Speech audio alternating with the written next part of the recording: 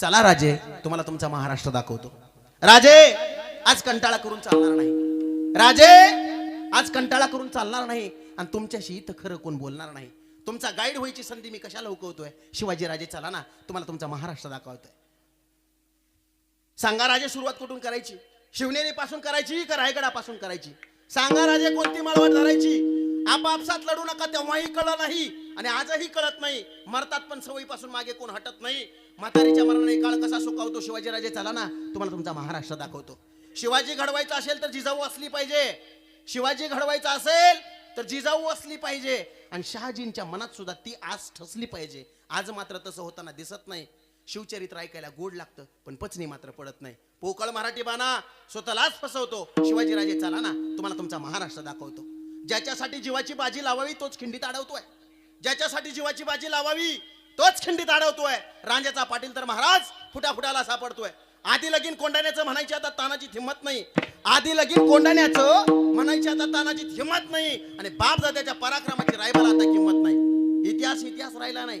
जो तो आपल्या सोयीनुसार वाकवतो. शिवाजी राजे चला ना, तुम्हाला तुमचा महाराष्ट्र दाखवतो. तो बघा प्रदेश ज्याचा त्याचा किल्ला आहे. तो बघा प्रदेश ज्याचा त्याचा किल्ला आहे. अष्टप्रधान मंडळाचा फायदेशीर सल्ला आहे. ज्याचा त्याचा झेंडा, ज्याची त्याची मुद्रा आहे. ज्याचा त्याचा झेंडा आहे, ज्याची त्याची मुद्रा आहे. सुखी माणूस तोच ज्याच्या अंगात खादीचा सदरा आहे. डोक्यावरून पाणी चाललं का जो तो आपल्या पुरतं झुकतो. शिवाजी राजे चला ना, तुम्हाला तुमचा महाराष्ट्र दाखवतो. पुरंदरच्या तहाची परंपरा राजे आजही आमच्याकडे जोरात पाळली जाते. पुरंदरच्या तहाची परंपरा राजे आजही आमच्याकडे जोरात पाळली जाते. परस्परांचा फायदा असेल तर राजकीय लढाई सुद्धा टाळली जाते. राजकीय मांडवली झाली की 5 वर्षापुरतं तरी भागतं. राजकीय मांडवली झाली की 5 वर्षापुरतं तरी भागतं. संभाजी जामीन ठेवायला राजे शिवाचं काळीच लागतं. दुसऱ्याच्या जळत्या घरासमोर आम्ही आमची कपडे वाळवतो. शिवाजी राजे चला ना, तुम्हाला तुमचा महाराष्ट्र दाखवतो. शेतकऱ्यांचा प्रश्न जसा वेड्यामध्ये पन्हाळा आहे. राजे चुकूनही बघू नका शेतकऱ्यांची अवस्था कशी आहे. राजे शेतकऱ्यांची अवस्था जसा वेड्यामध्ये पन्हाळा आहे. राजे चुकूनही बघू नका शेतकऱ्यांची अवस्था कशी आहे. विषासाठी पैसे नसतील तर घडाच्याच आड्याला फाशी आहे.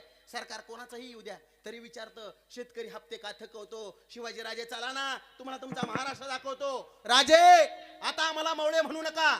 राजे आता आम्हाला मावळे म्हणू नका, कारण इथं सगळेच बावळे आहेत. तुम्हाला केलंय देव आणि तुमची इथं देवळ आहेत. लाज वाटते मनाला म्हणून सांगतो, पदरचं मी रेटत नाही. लाज वाटते मनाला म्हणून सांगतो, पदरचं मी रेटत नाही. अरे 3-3दा शिवजयंती साजरी होतेच कशी माझ्या बंडखोर मनाला पटत नाही. शिवचाईचा मी पाईक तुमच्या चरणावरती माता टेकवतो. शिवाजी राजे चला ना, तुम्हाला तुमचा महाराष्ट्र दाखवतो. जय हिंद, जय जिजाऊ, जय शिवराय, जय शंभूराजे.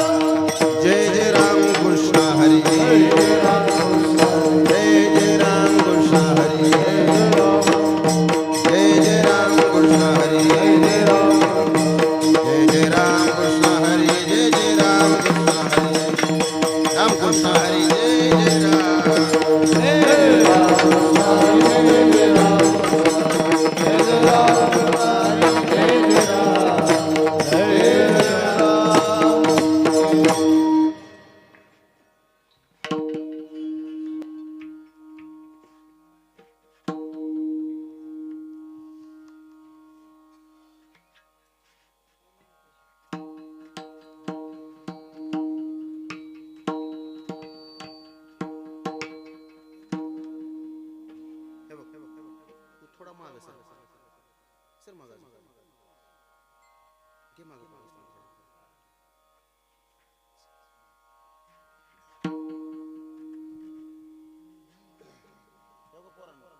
विठो बरोबर मायला विठ्ठल विठ्ठलला पावले खेळायचे सारखं बेंडवाल्यासारखं नाचायचं दिन रंग मियानाथ दिन रंग मियानाथ दिन रंग हे तुम्ही विश्वनाथ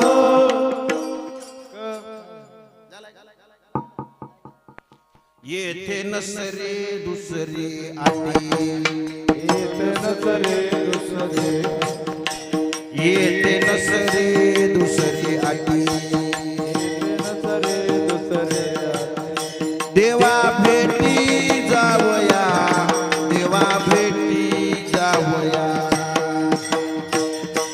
जावया देवा जावया देवा भेटी जावया देवा भेटी जावया येथे नसरे दुसरे आटी लक्ष द्या सगळे नसरे दुसरे आटे येथे नसरे दुसरे आटी येथे नसरे दुसरे आटे देवा भेटी जावया देवा भेटी जावया देवा भेटी जावया देवा भेटी जावया वा. देवा भेटी जावया देवा भेटी जावया तोच द्यावा एक चित्ते ओची जावा एक चित्ते तोच द्यावा एक चित्ते ओची जावा एक चित्ते करुणी रीते कलेवर करुणी रीते कलेवर करुणी ते कलेवर करुणी ते कलेवर करुणी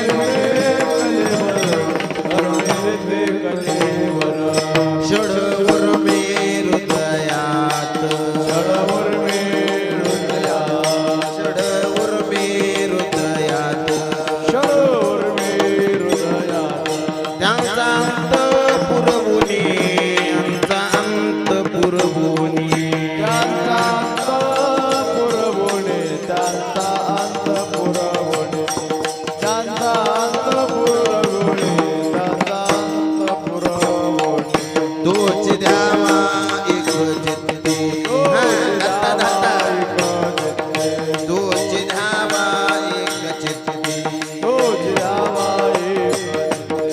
करुणी रीते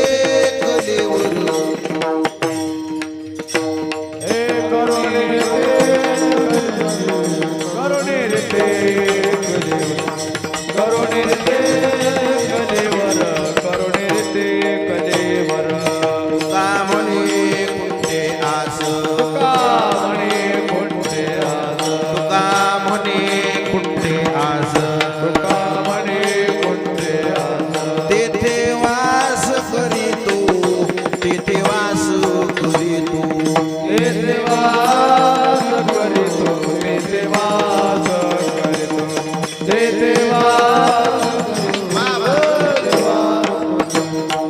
तुका म्हणे कुठे आस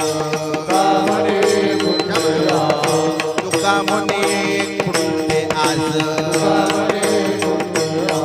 तेथे वास करीतो तेथे वास करीतो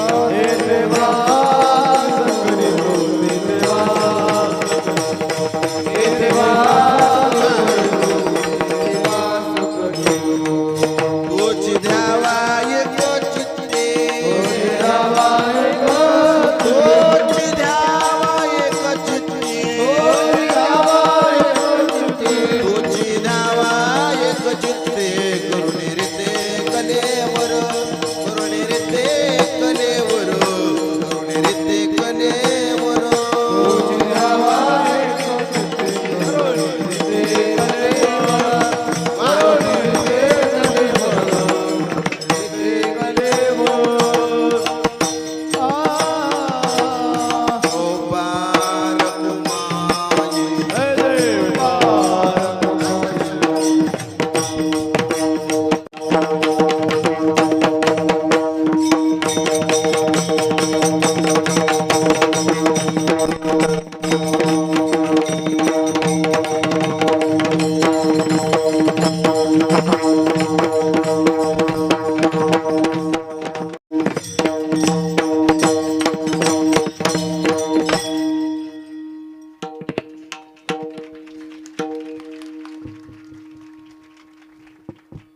हॅलो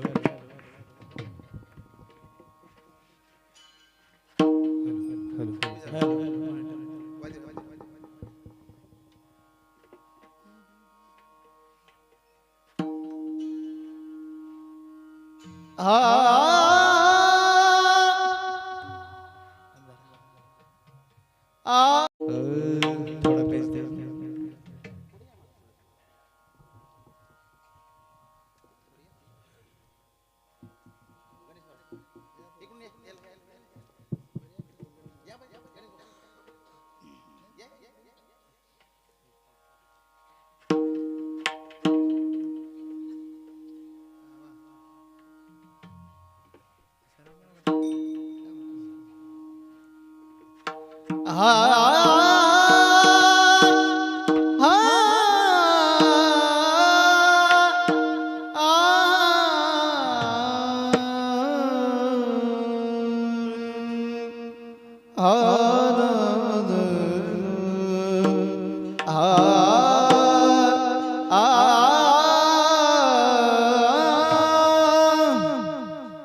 येते दुसरे नसरे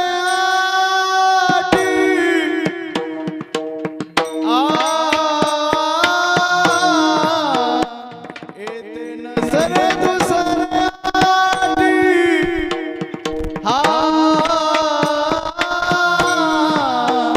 येते नसरे दुसरे आटी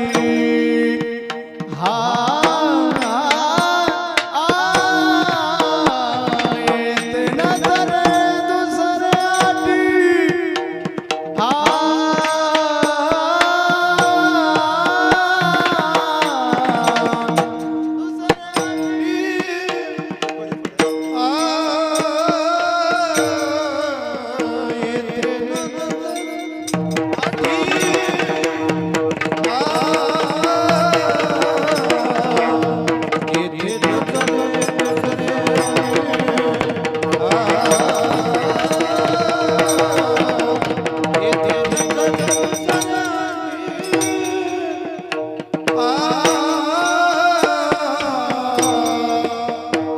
देवा भेटी जाबया देवा देवा देवा भेटी देवा भेटी तुझे जावाया गाजती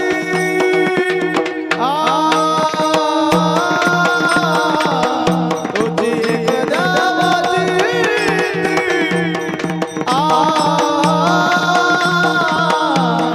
तुझे एकदा वाजती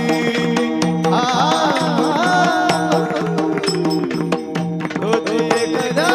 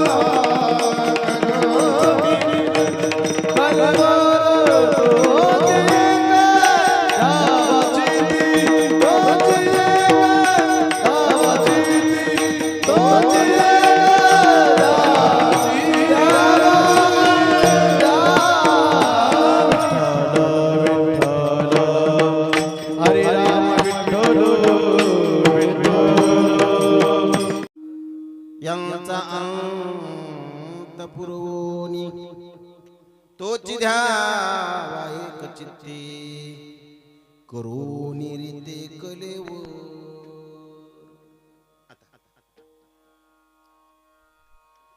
तुका मने खुंटे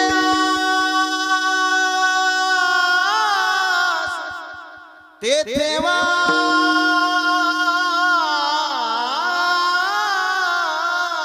करीतो तो चिधावा एक चित्ते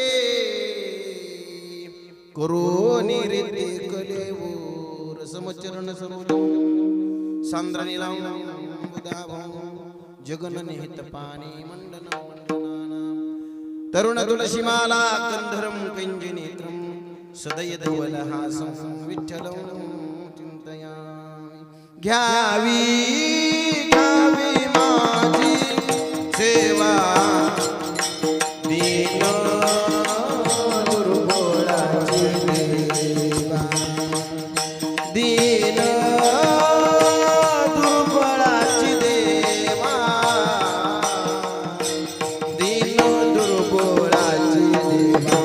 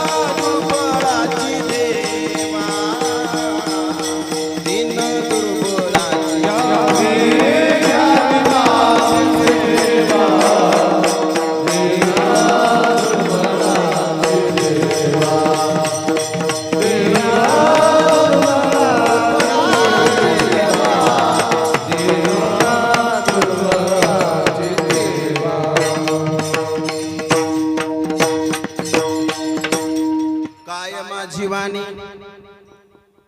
मानेल संतासी रंजवो चित्तासी आपुलिया. माझी वाणी तुझे वर्णे गुणनाम ऐसे देई प्रेम काही काळा जयांचे केलिया स्मरण. होय सकळ विद्येचे अधिकरण तेची बंधू श्री चरण श्री गुरूंचे ते नमस्कारुणी आता. नमो सद्गुरु तुकया ज्ञान दीपा. नमो सद्गुरु सच्चिदानंद रूपा. नमो सद्गुरु भक्त कल्याण मूर्ती. नमो सद्गुरु भास्करा पूर्ण कीर्ती. श्री गुरु चरण सरोज रज निज मन मुकुर सुधारी. बरनौर गुबर विमल सुजोदाय कुफलचारी. बुद्धिहीन तनु जानिके सुमिरो पवन कुमार. बल बुद्धि विद्या देहु मोहि हरहु कलेश विकार. श्री संताचे माथा चरणावरी षष्टांग हे करी दंडवत. विश्रांती पावलो सांभाळा उत्तरी. वाढले अंतरी प्रेम सुख. आता मधुराग भूमिका कीर्तनी उभे होती लोका. टाळ मृदंग श्रुते देखा तया नमन माझे दंडभूत. ऐसे नमन करुणी सकळा हरिकथा बोले बुबडिया बोला. अज्ञानी म्हणून आपुल्या बाळा चालवी सकळा नामा म्हणे शिवे लागे शिवग झालो. मचा लागलो निज चरण अहो स्वामी तुकया देवा. यावरी न करावा अवीर. नमो ज्ञानेश्वरा नमो ज्ञानेश्वरा नमो ज्ञानेश्वरा नमो ज्ञानेश्वरा. नमो ज्ञानेश्वरा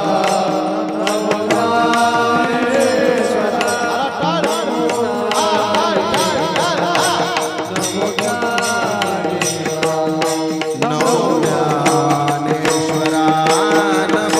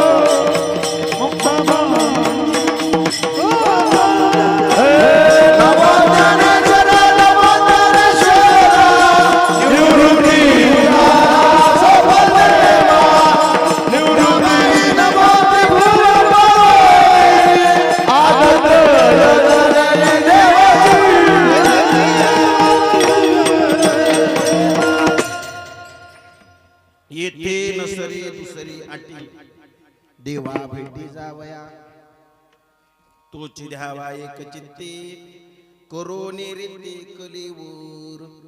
आवाज कमी करा थोडा.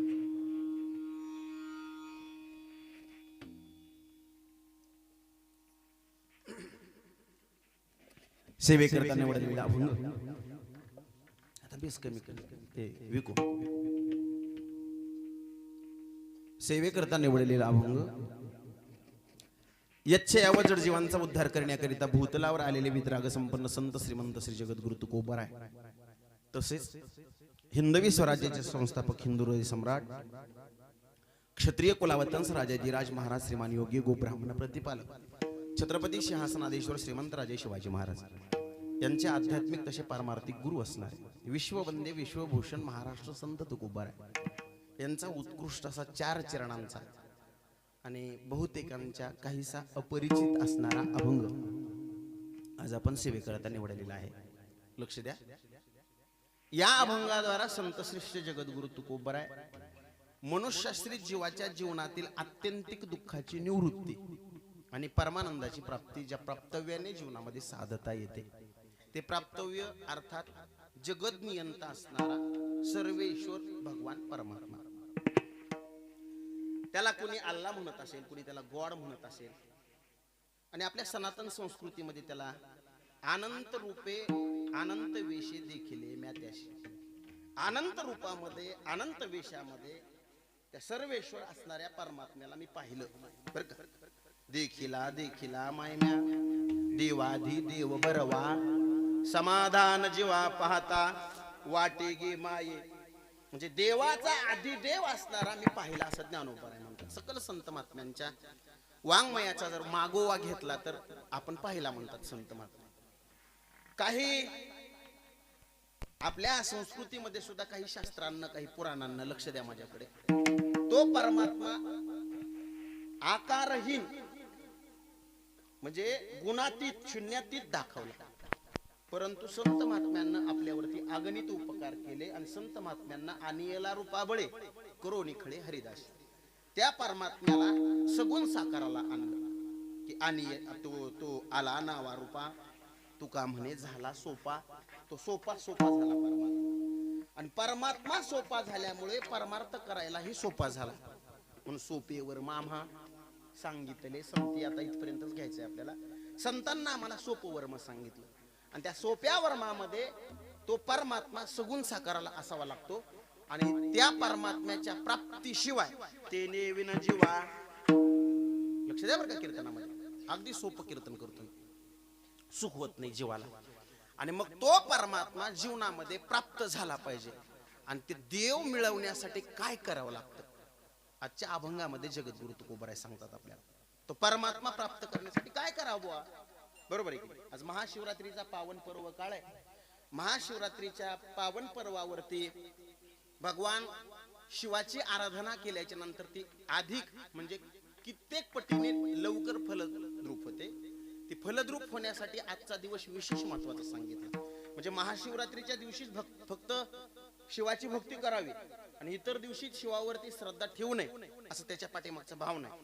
परंतु आजच्या महाशिवरात्री पर्वावरती शिवाची केलेली आराधना दररोजच्या आराधनेपेक्षा आज तुम्ही जर 5 मिनिट जर भगवान परमात्म्याच्या साठी दिले तर ते हजारो पटीने भगवान परमात्म्याची आराधना केल्यासारखी असते.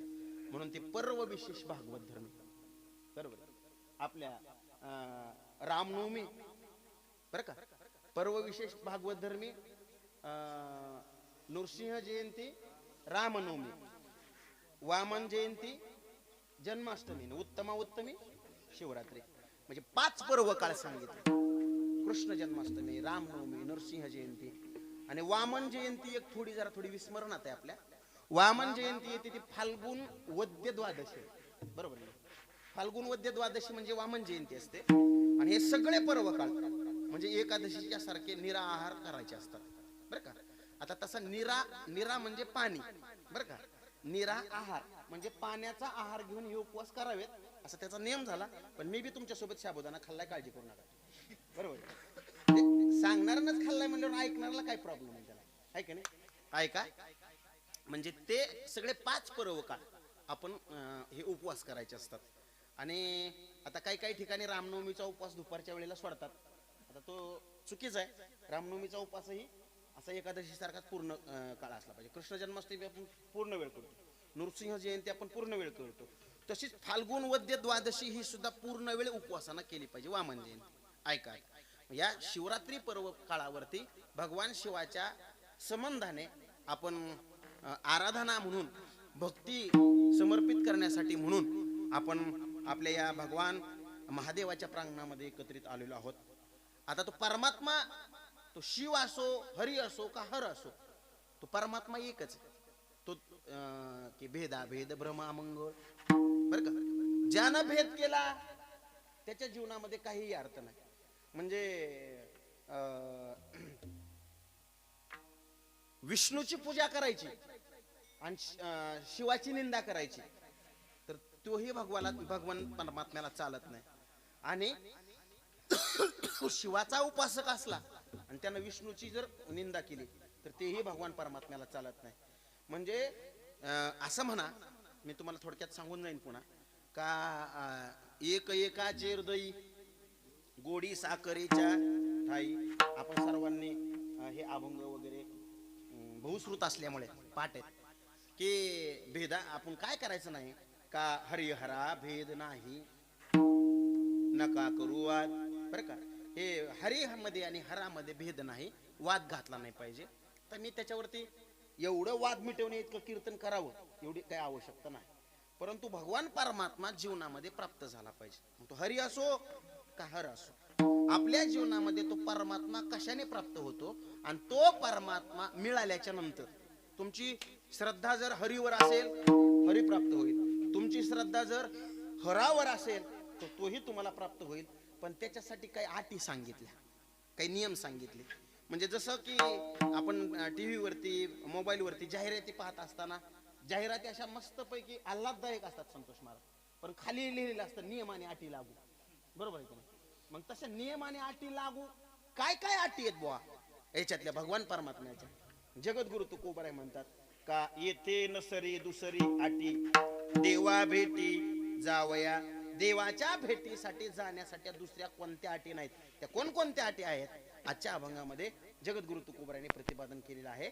शेवेला आरंभ करण्याच्या पूर्वी थोडासा परिहार द्यायचा, तो म्हणजे असा: अकारण कारण करुणावरून आले भक्तवत्सल जगदाधार रुक्मिणी प्राणसंजीवन श्री भगवान पंढरीश परमात्म्याच्या असीम कृपेने कैवल्य ज्ञान साम्राज्य चक्रवर्ती विश्वमौली ज्ञानोबराय अनंत कृपा विभूषित वितराग संपन्न संत श्रीमंत श्री जगद्गुरु तुकोबाराय आदी करून सकल संत महात्म्यांच्या कृपाशीर्वादाने, ज्येष्ठ मंडळींच्या मार्गदर्शनाने आणि सर्व ग्रामस्थ मंडळी ही पंचकृषी यांच्या सहकार्याने समापन्न होत असलेला हा आपला महाशिवरात्रीच्या पावन पर्वावरती या मंदिराच्या भव्य दिव्य कलशारोहणाच्या वर्धापन दिनानिमित्त आणि महाशिवरात्री निमित्त साजरा होत असलेला हा आपला उत्सव, आणि त्यातील ही आजची उपांत्य दिवसाची सेवा. सर्व संयोजक मंडळी, सप्ताहाचे आयोजन करणारे मंडळी यांच्याकडून माझ्यावरती अगदी बंधुत्व प्रेम करणारे आमचे परम मित्र हरिभक्तीपरायण संतोषजी महाराज कवडे, आदरणीय संतोष भाऊ यांच्या माध्यमातून आलेलं तुम्हा सर्व ग्रामस्थांचं आग्रहाचं आणि प्रेमाचं निमंत्रण. त्यायोगे तुम्हा सर्व श्रोते सज्जन मायबापांच्या दर्शनाचा झालेला आज मला लाभ, याबद्दल मी माझं परम भाग्य समजेल.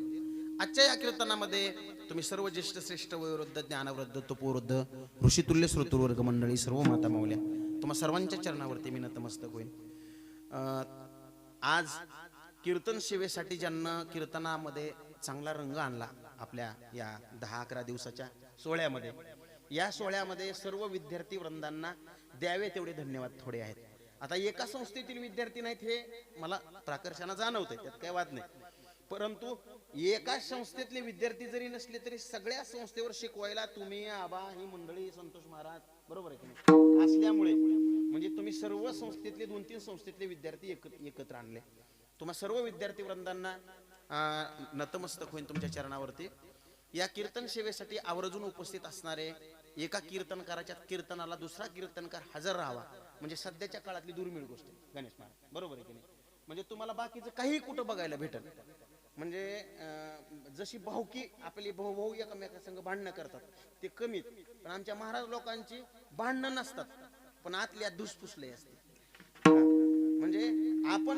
कीर्तनकार असून जर दुसऱ्या कीर्तनकाराच्या कीर्तनात टाळ घेऊन उभा राहिलो तर त्याच्यात आम्हाला कमीपणा वाटू लागला. परंतु मनाचा मोठेपणा आमच्या गणेश महाराजांकडे असल्यामुळे आज आमचे हरिभक्तीपरायण गणेश महाराज बर्गे घोटीकर महाराजही वेळात वेळ काढून कीर्तन सेवेमध्ये टाळ घेऊन उभे आहेत. महाराजांच्या चरणावरती नतमस्तक होतो. माझे परम मित्र हरिभक्तीपरायण सुंदर चाली म्हणतात आमचे हनुमंतजी महाराज जाधव वाडीकर महाराजांच्याही चरणावरती नतमस्तक होईल. हरिभक्तीपरायण आमचे संगीत अलंकार समाधानजी महाराज आहे ना, ते गेले महाराज समाधान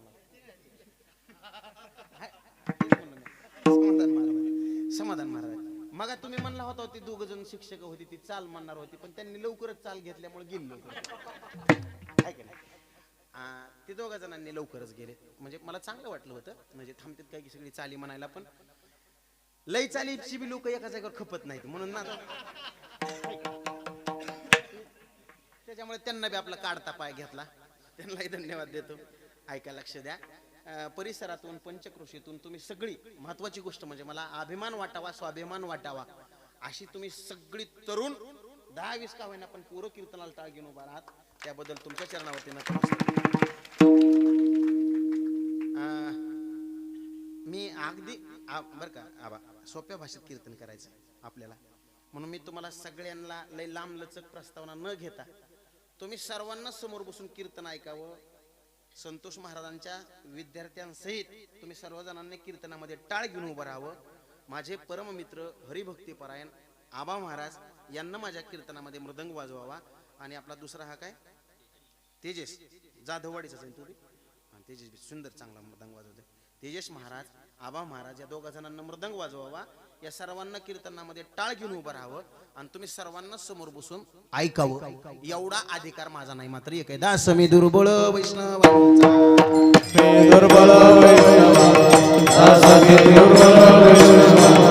लोहे बहुश्रुत लोहे ज्ञानशील लोहे बहुश्रुत लोहे ज्ञानशील लोहे बहुश्रुत लोहे ज्ञानशील लोहे बहुश्रुत लोहे ज्ञानशील दास मी दुर्बळ वैष्णवांचा दास मी दुर्बळ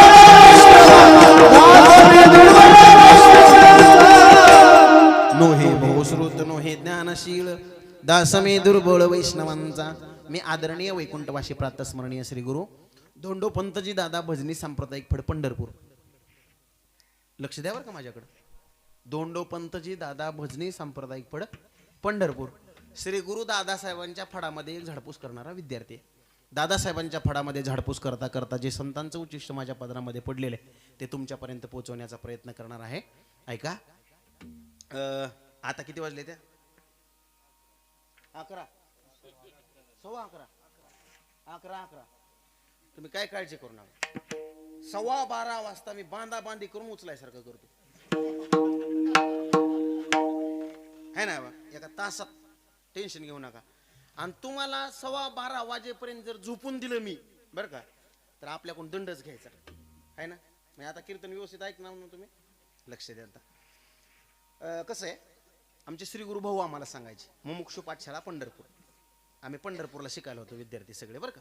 भाऊ आम्हाला म्हणायचे पोरांनो कीर्तन करत असताना कीर्तन असं करा का कीर्तन ऐकल्याच्या नंतर ऐकणाऱ्या लोकांना परमार्थ सोपा वाटावा गणेश महाराज. नाही तर कीर्तन ऐकल्यावर निम्म्या लोकांना म्हणून हे आपल्या मापाच्या बाहेरचे नाच सोडून द्यायचे. मी तुम्हाला तुमच्या मापात बसणारा परमार्थ तुम्हाला शिकवणार आहे. ऐका लक्ष द्या. आता खरंच सांगा मला देव कुणाला आवडतो. कीर्तनाची सुरुवात करायची आपल्याला. आता म्हणजे तुम्हाला विचार करायला सप्ताह संपून द्यावा लागेल का सांगा बरं तुम्ही. देव कुणाला आवडतो.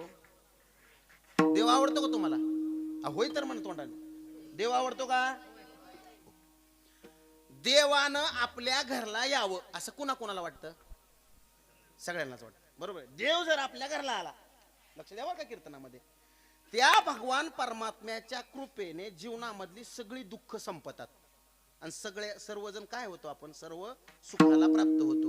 मग भगवान परमात्मा प्राप्त झाल्याच्या नंतर आपल्या जीवनातलं दुःख नाहीच होणार आहे आणि सुख प्राप्त होणार आहे. लय सोपं सांगितलंय मी तुम्हाला. मी अवघड सांगत बसत नाही. मग तो परमात्मा तुमच्या घरला यावा असं कुणाला वाटतं. सगळ्यालाच वाटतं. बाया बिचाऱ्या भाविक आहेत तुमच्या इकडच्या बरं का. बिचाऱ्या बाया बोलतात पण गडी धट आहेत तुमच्याकडचे. मी मगाच ओळखीलं होतं तुमच्याकडचं गडी धट आहेत म्हणून अर्धा तास मी गेटवर येऊन उभा राहिलो, एक गडी माझ्याकडे आला नाही. कुठला आहे काय आला तर असा तसाच मर म्हणले. हे फरक कशाचा आहे सांगतो तुम्हाला. आमच्या इकडच्या लोकांकडे पैसे कमी आहेत बरं का, मराठवाड्यातल्या लोकात आबा बरं का, पण असे मनानं मऊ लोक आहेत. म्हणजे मोठी म्हणत नाही, तुम्ही मोठीत तसा लहान मनाची नाहीत, पण जरा निबार मनाची आहेत तुम्ही. हा असं मला असं त्याच्यासाठी सांगायला लागलो घरच्यासारखं. ऐका आता माय ऐका, तुम्हीच बोला आता. देव आवडतो का तुम्हाला? सगळ्याला आवडतो. देव आपल्या घराला यावं असं कुणाला वाटतं? असंच तिसरं मी उत्तर द्या, आपण देवाच्या घराला जावं कुणाला वाटतं? त्यानं हात वर करा.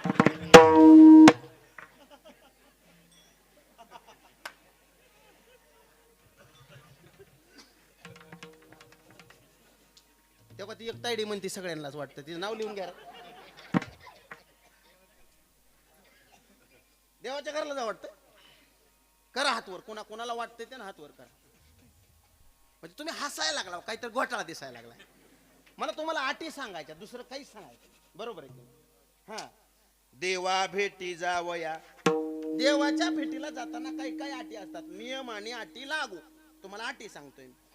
तुमच्या डोक्यात आलं देवाच्या घराला जायचं म्हणजे आता 4 जणांच्या खांद्यावरून गेल्याशिवाय काही मिळ लागत काय? कुठे? बरोबर आहे की नाही? लक्ष द्या कीर्तनामध्ये. 4 जणांच्या खांद्यावरून जाणारा देवाच्या घराला जात नसतो. 4 जणांच्या खांद्यावरून जाणारा स्मशानात जात असतो. आणि देवाच्या घराला जाण्यासाठी याच देहानं मनुष्यत्वाकडून देवत्वाकडे केलेला प्रवास महत्वाचा असतो. म्हणून ऐका बरं का, नर कुछ करनी करेगा तो नर का नारायण बन जाए. बरं का, आयुष्याच्या साधने, आयुष्याच्या साधने, आयुष्याच्या साधने,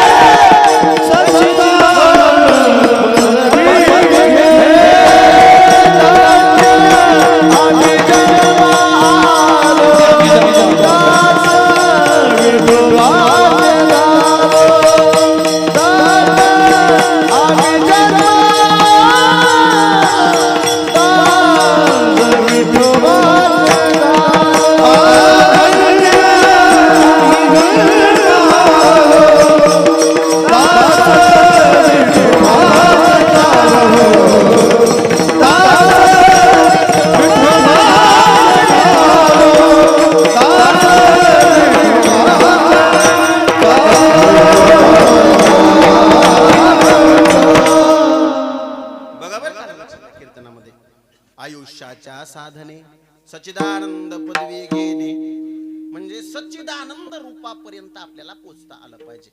सच्चिद आनंद अलग लक्षात तुमच्या. जो चिदानंद घन आहे त्या परमात्म्याच्या सुखापर्यंत, परम सुखापर्यंत आपल्याला पोहोचता आलं पाहिजे. एवढी ताकद जर कशात असेल तर या नर शरीरामध्ये आहे. आणि मग या नर शरीराच्या बळावरती सच्चिदानंद रूपापर्यंत पोहोचण्यासाठी काय काय करावं लागतं, त्या सगळ्या अटी मला तुम्हाला आज सांगायच्या आहेत. लक्ष द्या कीर्तनामध्ये. दरवर्षी सप्ताह करायचा, दरवर्षी हा 10-12 दिवसाचा सोहळा साजरा करायचा. सप्ताहामध्ये अन्नदान, पुन्हा महाराज लोकांना बोलवायचं. आबा किती म्हणजे त्रास तुम्हाला, काय सोपी गोष्ट का नाही ना, सोपी गोष्ट. म्हणजे लईच पैसे झाले म्हणून आपण हा सोहळा करतोय अशातला भाग नाही, किंवा करमत नाही म्हणून करतोय तोही भाग नाही. मग दरवर्षी कीर्तन ठेवायची, पुन्हा पुन्हा तेच ऐकायचं, पुन्हा पुन्हा तेच सांगायचं. बऱ्याचशा लोकांना असं वाटायला लागले हल्लीच्या काळात का ऐकून ऐकून आमची कीर्तनं पाठ झाली असे म्हणतात. आबा लोक काय ऐकायचं, सारखं सारखं तेच तेच सांगतात संतोष महाराज, म्हणजे अशी लोक म्हणतात. मला त्यांच्यासाठी एक तुम्हाला एक थोडी म्हणजे शंकेचं निरसन करायचं, म्हणजे तुमच्या चांगलं लक्षात येईल. मग दरवर्षी तेच सांगायचं, दरवर्षी तेच ऐकायचं. का सांगायचं आणि का ऐकायचं तर लक्ष द्या. आता कीर्तनामध्ये ज्ञानोबा एका ठिकाणी म्हणतात, हरपले आपण पे पावे, ते पाहता संता गिमसावे, म्हणून वानावे ऐकावे त्याची सदा. लक्ष द्या कीर्तनामध्ये. ज्ञानोबा म्हणतात काहीतरी आपलं हरवलंय आणि हरवलेलं ते पुन्हा आपल्याला मिळवायचंय.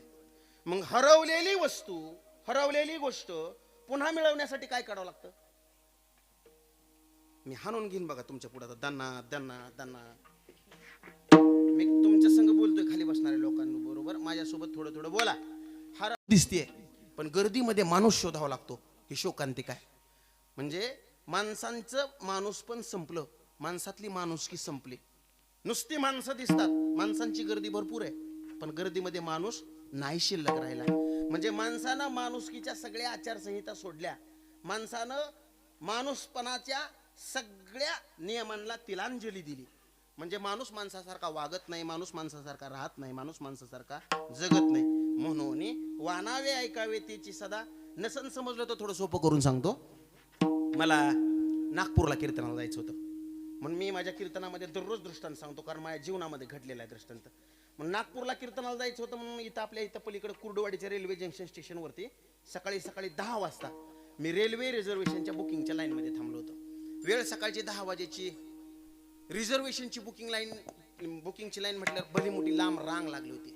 जाऊन रांगेत उभा राहिलो. त्या उभा राहिल्याच्या नंतर हळूहळू हळूहळू एक एक एक एक करत माझ्या पाठीमागं गर्दी वाढत गेली. सकाळची 10 वाजल्यामुळे भूक लागली होती, पोटात काहीतरी खावं वाटत होतं, पण दिसत तर काहीच नव्हतं. योगायोग असा एका म्हाताऱ्या बाबाचा आवाज माझ्या कानावरती पडला. शेंगा घेता का शेंगा, भुईमुगाच्या गरम गरम शेंगा. मी त्यांना हाक मारली, 10 रुपये दिले, शेंगा विकत घेतल्या. आता शेंगा खात असताना शेंगदाणे तोंडात टाकायचो, टरफल हातात साठवायचो. बघता बघता शेंगा संपले, शेंगदाणे संपले, हातात फक्त टरफल उरली. टरफल टाकायची कुठं. डावीकडे बघितलं स्वच्छता राखाचा बोर्ड आहे, उजवीकडे बघितलं स्वच्छता राखाचा बोर्ड आहे, पुढे मोठी रांग आहे, माग मोठी गर्दी आहे. हाताला ती टरफल खाली टाकावं, अंगावर महाराजाची कपडे आहेत. आर्थिंगला पाणी चांगलं होता बघा, कनेक्शन फुल ठेवा चांगलं. माझ्या हातातली टरफल मी खाली टाकली असती, पण अंगावर काय आहेत माझ्या. मी महाराज आहे असं तुम्हाला म्हणलेलो नाही. जरी मी कपडे महाराजाच्या अंगावर घातले असले तरी मी सुद्धा तुमच्यासारखाच माणूस आहे. बरोबर आहे ना. का मी काय वेगळा आहे का तुमच्यापेक्षा? अजिबात नाही. फक्त कपडे माझ्या अंगावरचे महाराजाचे असल्यामुळे मी या कपड्याच्या आचारसंहितेला बघून हातातली टरफल खाली टाकली नाही. टरफल तशीच राहू द्या, टाकू नका. म्हणजे मला तुम्हाला फक्त या कपड्याचं सांगायचंय. कारण इतर पोशाखातल्या कोणत्याही माणसानं कसं जरी वागला आबा तरी काही फरक पडत नाही समाजावर.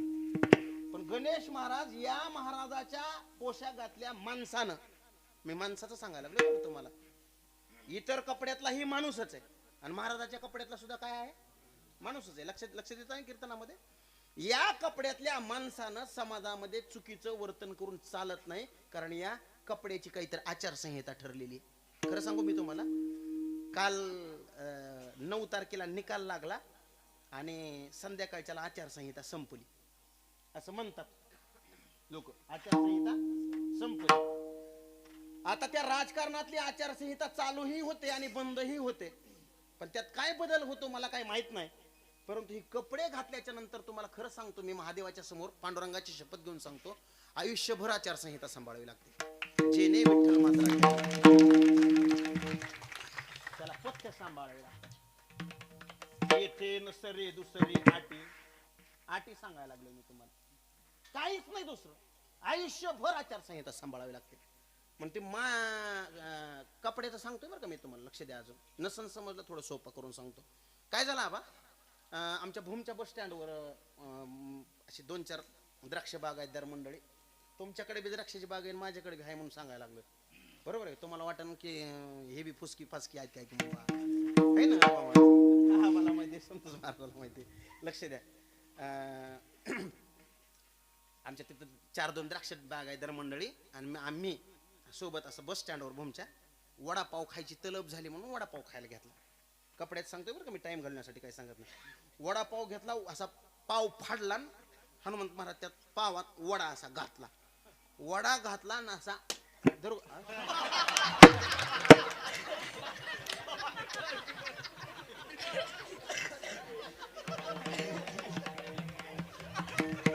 त्याला बी समजायला लागले. लक्ष द्या आता. ऐका ऐका. वडा पावात वडा घातला आणि असा मी दातात धरला. असा दातात धरलाय. तेवढ्यात आमच्या गावा शेजारच्या एका गावातलं विनेकरी बाबाच्या वयाचं चांगलं निष्ठावान वारकरी म्हातार जे राग माझ्याकडे असं बघायला लागलं म्हणता रस्त्यावरनं. दातवट खाऊन बघायला लागलं. माझी नजर त्या म्हाताऱ्याकडे गेली आणि त्यानं राग बघायला घातल्यावर माझ्या बापाची ताकद आहे का गिळायची? सांगा बरं तुम्ही. मी तोंडातला वडा बाहेर काढला राव. माई छान खोटं सांगत. वडा बाहेर काढला आणि म्हणला, मामा कोणाकडे? माझ्याकडे बघता का? त्यानं म्हाताऱ्याने माझ्याकडे बघून कसं केलं माहिती का? ही तू काय महाराज आहेस काय का म्हणून. महाराज आहेस काय का म्हणलं. मला कसं वाटलं असं सांगा बरं तुमच्या जेवण. म्हणजे मी थोडं असं चौकट फिरून बघितलं. नेमकं काय आपलं असं काय दोतराचा काष्टा बिष्टा निष्ठाला आहे का काय असं काय बघितलं मी. मग मीच त्या म्हाताऱ्याकडे बघून असं कपड्याला हात लावून गणेश महाराज म्हणलं, तुम्हाला कसं वाटतं म्हणलं. महाराज वाटत नाही का? जाता जाता म्हाताऱ्याने दिलेलं उत्तर नीट आहे का? म्हातारा म्हणलं, कपडे असली 56 बघितलेत म्हणलं. कपड्यावाली काय केलेत म्हणलं मी? 56 बघितल्यात. आणि पुन्हा म्हातारा म्हणलं, महाराज कुठं रस्त्याच्या कडाला उभा राहून वडापाव खात असतात काय खुशाल म्हणलं. आणि निघून गेलं. माझ्या सांगण्याचा भाव संपलाय. तुमच्या लक्षात नसून आलं तर सांगतो मी तुम्हाला. म्हणजे रस्त्याच्या कडाला उभा राहून खाल्लेला महाराजांना वडापाव सुद्धा लोकांना सहन होत नाही. तुम्ही तंबाखू चोळणाराची कीर्तन कसं काय ऐकतो मला ही तुम्हाला विचारायचे. हो, लक्ष देऊ लागले का? तुमच्या सगळ्या संहिता सांभाळा. याचा धरीन अभिमान करीना पुले जतन. म्हणजे तुमच्या लक्षात आलं ना कपड्याचं? नसन अजून कपड्याचं लक्षात आलं तर माहिती तुमच्यासाठी सांगतो. आता तुम्ही रामायण सगळ्याचं निन्न ऐकलंय. रामायणामध्ये एक किस्सा आहे. रावण सीतेला चोरून आणायला गेला. रावण ज्या वेळेला सीतेला चोरून आणायला गेला त्यावेळेला रावण होऊन गेला होता का महाराज होऊन गेला होता? बोला बोला मोठ्याने सांगा. काय होऊन गेला होता? कोण म्हणते गोसाई? अरे महाराजन गोसाई एकच र. ती मराठ्याचं ओबीसीचं कसं भांडण आहे तसाच राडा येईल. काय दुसरं नाही. समजावं म्हणून सांगितलं मी तुम्हाला. रावण काय होऊन गेला होता काकू? महाराज होऊन गेला होता. रावण जर रावणच होऊन गेला असता सीतेने लक्ष्मण रेषा सोडली असती का? सीतेने लक्ष्मण रेषा सोडण्याचं धाडस का बरं केलं? तर समोरचा व्यक्ती कोण आहे? महाराज आहे. लक्षात यायला लागले ना तुमच्या कीर्तन? समोरचा व्यक्ती महाराज आहे. म्हणजे तिनं कपडे बघितली का आतला माणूस बघितला? बरोबर आहे ना? तुमच्या चांगलं लक्षात कीर्तन यायला लागलंय. तिनं कपडे बघितले आणि त्या कपड्यावर त्या काळापासून आजपर्यंत समाजाचा जसाच्या तसा विश्वास आहे. फक्त तुम्हाला या कपड्यातला रावण ओळखायला आला पाहिजे.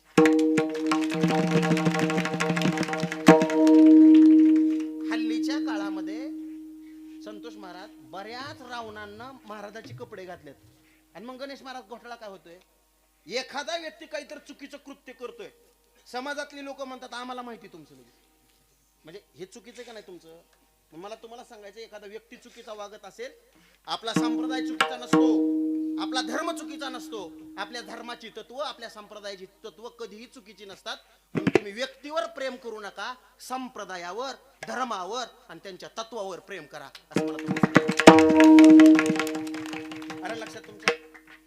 येथे नसरे दुसरी आटी इथपर्यंतच घ्या.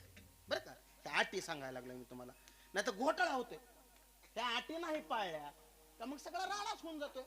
आता तुमच्या चांगलं लक्षात आलंय. आपण कुठपर्यंत आलं कीर्तन आपलं? कुठपर्यंत? टरपालापर्यंत. तुमचं बरोबर आहे, भिऊ नका हो चौबदार. कुठवर आलं?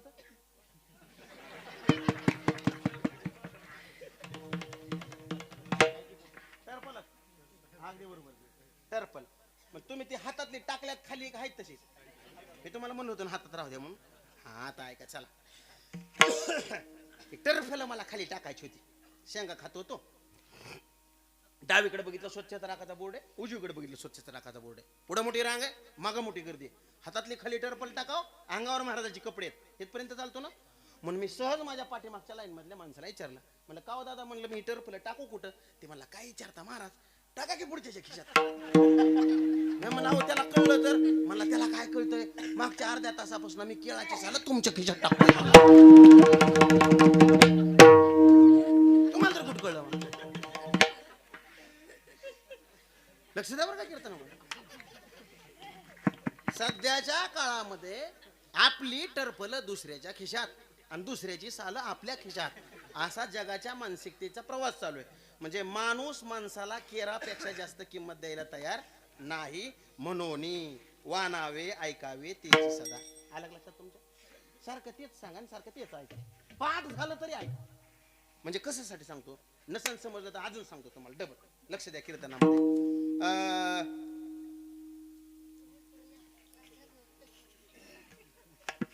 बिगर प्रमाणाचं सांगणं माझ्या डायरीत नाही. कारण का, मी ज्या परंपरेतनं येतो, एका फडकरी परंपरेमधून येतो. फडकरी परंपरेमध्ये गणेश महाराज आपल्या सप्रमाण कीर्तन असावा असा दंडक आहे. म्हणून मी तुम्हाला प्रमाणानिशी सांगतो, दृष्टांत जरी सांगायचा असला तरी बी. तर आता ऐका. मडे झाकून या करीती पेरणे कुणबियाचे वाणी लवला हो. म्हणजे लाख कामं सोडली पाहिजे, म्हणजे मड्यावर पाय ठेवून पेरणी करावी, असं शेतकऱ्यांच्या बाबतीत तुकोबाराने केलेलं विधान आहे. मग आता लक्ष द्या बरं का कीर्तनामध्ये. मग ते शेत पेरायचं म्हटल्याच्या नंतर मृग नक्षत्राचा पाऊस पडला. पाऊस पडल्याच्या नंतर आज तुम्हाला शेतामध्ये उडीद पेरायचं आहे. उडीद पेरता का तुमच्या इकडे? सोयाबीन पेरत नसतं. उडीद पेरायची, मका पेरायची, बाजरी पेरायची. अजून काय पेरता तुम्ही? आपल्या ह्याला आपल्या आगाताचीच पेरणी म्हणता. खरीपाच्या पेरणीला गहू नसतो रे पोरांनो, रबीला असतो गहू. तूर असते, बरोबर आहे का नाही? तूर, मूग, उडीद, बरं जाऊ द्या, असू द्या काही वेळ. हा, मृग नक्षत्राचा पाऊस पडला. लक्ष द्या कीर्तनामध्ये माझ्याकडं. आणि शेतामध्ये जाऊन उभा राहिलो बांधावर. त्या खालच्या वरात तूर, वरच्या वरात उडीद, असं बोट टाकून चालतं का? शेत पेरावं लागेल का नाही? का बिगर शेत पेरता मनाने उगवते? जर तुमच्या बारडीत कुणाचं रान उगवत असेल त्यानं हात वर करा. बिगर बी टाकता. म्हणजे ज्याचं शेतात पीक घ्यायचंय, लक्ष द्या बरं का कीर्तनामध्ये. मला तुम्हाला त्याच्यातून काहीतरी सांगायचंय पुढं. कशासाठी सांगायला लागलोय तुम्हाला मी? हा दृष्टांत तुमच्या सिद्धांतासाठी आहे. ध्यान द्या कीर्तनामध्ये. पुन्हा कुणाकडे बोलू नका, माझ्याकडे लक्ष द्या. शेतामध्ये ज्याचं पीक घ्यायचंय त्याचं बी टाकावं लागतंय. बिगर बी टाकता शेतामध्ये पीक येऊ शकत नाही. आपल्याला ज्या शेतातून ज्या पिकाची अपेक्षा त्याचं बी पेरावं लागतंय. लक्ष द्या. या माझ्या वाक्याच्या पाठीमाग 4-5 अर्थ दडलेले आहेत. त्याच्यासाठी तुम्ही चांगलं लक्ष द्या. आपल्याला ज्याचं पीक अपेक्षित आहे त्याचं बी आपल्याला त्या शेतामध्ये टाकावं लागतं, त्यावेळेस ते पीक येतं. बरं, ते पीक येत असताना ते बी कसलं बी पेरून चालतं का? बरोबर आहे. उडदाचं बी आहे, तुम्ही निर्मलच पेरताव. कशासाठी पेरताव? उतार चांगला येते बघा. याला प्रमाण सांगू का मी तुम्हाला? शुद्ध बीजा पोटी. पटलं तुम्हाला? पटापटा सांगतो मी. लई चालीचा माणूस आहे. चालीचा म्हणजे खोडीचा नव्ह बरं का. हा, प्रमाणाला लावतात त्या चालीचा. टाइम कमी असल्यामुळं आपल्याला ते सगळं उरकून घ्यायचं ना टायमाच्या आतमध्ये. आता आहे का, ते बीज चांगलं असलं पाहिजे. म्हणजे आपल्या इकडं उडदाचा भाव 7,000 रुपये जरी क्विंटल असला तरी निर्मलचं बियाणं आपल्याला 400 रुपये किलोने विकत घ्यावं लागतं ब्लॅक मध्ये. बरोबर आहे का नाही? 1550ला बॅग असली तरी येते का तेवढ्यात आपल्याला 2000 रुपये मोजावे लागतात. त्याच्यावर आपला भाव आहे. कशासाठी? तर बीज चांगलं असलं तर फळ चांगलं मिळेल, हा त्याच्या पाठीमागचा भाव आहे. तुम्हाला एक मुद्दा क्लिअर झाला. चला पुढे. आता शेतामध्ये उडदाचं बियाणं टाकलं इथपर्यंत ठीक आहे. नुसतं बी पेरून चालतं का? नाही. तर त्यातलं जगद्गुरु तुकोबारायांनी पुढे अनेक सांगितलं. निवडवणी तण शेती करावी जतन किंवा राखण, शेतीची राखण करावी लागते. बी टाकल्याच्या नंतर पिकातलं तण थोडा निवडून काढावं लागतंय. आता इथपर्यंत पटलं ना तुम्हाला? मला आता दुसरं उत्तर सांगा, असं कोणाकोणाचं वावर आहे तुमच्या पारडीमध्ये? महाराज आमच्या वावरात कुरडून केना अजिबात येना, त्यानं हात वर करा बरं. मी काय म्हणतोय तुम्हाला, कुरडू केना हे गवत माहितीत ना तुम्हाला? कॅनपाट म्हणता का बरं? कॅनपाट कुरडू, कुरडू आहे का बरं? काँग्रेस बरोबर मी ती असं तसं म्हणे ना व तुमच्या काँग्रेस म्हणल्यावर पुन्हा तुमच्या 2-4 प्रकारचा काँग्रेस ध्यानात यायचा. राष्ट्रवादी काँग्रेस, तृणमूल काँग्रेस, तसला काँग्रेस म्हणे ना. ते गाजर गवत म्हणतात ना, धनुरा म्हणता का बरं? धनुरा ऐका आता, धनुरा धनुरा शिप्पी, हराळी, दुधानी असे तण आहेत का नाही? तण तण कोणाकोणाच्या वावरात तण येत नाही हातवर करा. जाऊ चला, आमच्या वावरात तणच येत नाही, त्यानं हातवर करा. कोणाकोणाचे येत नाही? कुणी असं म्हणलं का आबा संतोष महाराजाला सांगा, कदम महाराज तिकडून धाराशिव जिल्ह्यातून कीर्तनाला येऊ लागल्यात, येताना त्यांना म्हणावं धनुर्याचं 10 किलो बी, कॅनपटाचं 10 किलो बी, अजून काय तुम्हाला लागते त्या तणाची 10-10 किलो बी घेऊन या म्हणून सांगितलं का आम्हाला? तुम्ही तुमच्या वावरात येतं का नाही? ते येतं ना, मनानेच येतं का नाही? नसेल समजलं तर अजून थोडं सोपं करून सांगतो तुम्हाला. काय झालं, एका शेतकऱ्यानं उडीद पेरला मामा, वावरात उडीद पेरला. उडीद असा हो का 2-2 बोट असा उगवून आला, कांड असा असा बोट उगवून आला. जेव्हा बी उडीद असा टिचभर बोटभर उगवून आलाय, तेव्हा वावरात केण्यानं कुरडूनं त्या धनुर्यानं गुडघ्याचं माप लावाय घातलं वावरात. पीक केवढं आलंय? बोट. तवर ही कुठं आलंय? गुडघ्याला आलंय. असा बी राग यायला लागला त्या धनुर्याला, केण्याला, त्या शिप्पीला, कुरडूला. कोणाकडे बघून? त्या उडदाकडे बघून. असा राग यायला लागला, असा राग यायला लागला, जसा आता तुम्हाला माझ्याकडे बघून यायला लागला. राग यायला लागला आणि राग बरंच 8 दिवस दम काढला. आणि 8व्या दिवशी त्या धनुर्यानं, केण्यानं, कुरडूनं त्या उडदाला विचारला, कुठला आहेस? उडीद बिचारा घाबरून म्हणला, मला विचारताव का? म्हणले हा तुलाच विचारतो, कुठला आहेस? म्हणले उडीद. म्हणला मी लय लांबून आलो राव. म्हणला पंजाबराव देशमुख कृषी विद्यापीठातून आलो. म्हणला अकोल्यावरनं. मालकानं तर मला मोडणी मधनं स्कॉर्पिओ टाकून आणलं. म्हणला मग त्या उडदानं गप मारावं का मामा? उडीद बी माझ्यासारखा आगाव. उडदानं त्या आबा कुरडूला, केण्याला, त्या धनुर्याला विचारलं, तुम्ही कुठले हाव? म्हणला जसं बी उडदानं त्या धनुर्याला, केण्याला, कुरडूला विचारलं तुम्ही कुठले हाव, त्यांची तळपायाच्या मस्तकाला गेली. ते म्हणले आम्हाला विचारतो का कुठला आहेस म्हणून? आम्ही पाटील आहोत म्हणले, खानदानी वतनदार इथले. कोण म्हणले? हे तण. माझा दृष्टांत संपलाय. कामाजी पाटील देह गावीचा, विश्वास नका धरू त्याचा, घात करील नेमाचा, पाडीला फाशी. आलं का लक्षात तुमच्या? तर तो हे अंतकरणामधले जे विकार आहेत ना, हे सगळे पाटील आहेत, वतनदार आहेत. जसं शेतीचं गणित जगद्गुरु तुकोबार यांनी सांगितलं का, शेत पेरल्याच्या नंतर त्यातलं तण निवडून बाजूला काढावं लागतंय, तसंच आहे मायबाप. माणसाच्या अंतकरणामध्ये सद्विचाराची पेरणी करावी लागते. आणि दुष्ट विचार असतात ना, ते ऑटोमॅटिक गवतासारखे, तणासारखे येत असतात. दुष्ट विचार म्हणजे सांगतो मी तुम्हाला, तंबाखू खायला कुठल्याच शाळेत शिकवत नाहीत. दारू प्यायचा क्लास कोणत्याही ट्युशन मध्ये घेत नाहीत. तरी सुद्धा 80% लोक दारू पितात आणि तंबाखू खातात. मला फक्त कळलंय सोलापूर जिल्ह्यात, तुमच्या पंढरपूर तालुक्यात बारडीतच कोण तंबाखू खात नाही, दारू पित नाही म्हणून तुम्हाला सांगायला घातलं. आता कळू लागले का तुम्हाला? हे कुणी शिकवत नाही, पण ते ऑटोमॅटिक करतात लोक. हे गवतासारखं असतं. म्हणून जसं पेरणी केले, या वर्षी पेरणी केल्याच्या नंतर पुढच्या वर्षी पेरणी करावी लागते, तद्वत या वर्षी सप्ताह केल्याच्या नंतर पुन्हा तितक्याच जोमानं पुढच्या वर्षी करावा लागतो. म्हणून वानावे ऐकावे त्याची सदा. अलग लक्षात तुमच्या? इथपर्यंत तुमच्या चांगलं कीर्तन लक्षात आलं. चला पुढं, आता थोडं हळूहळू सांगतो मी तुम्हाला.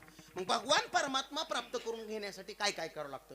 शास्त्रानं आपल्याला सांगितलं, जप, तप, ध्यान, धारणा, प्राणायाम, अनुष्ठान, नाना प्रकारच्या साधना कराव्या लागतात. म्हणजे जप तपादी साधनांशिवाय तो परमात्मा प्राप्त होऊ शकत नाही असं शास्त्र सांगतं आपल्याला.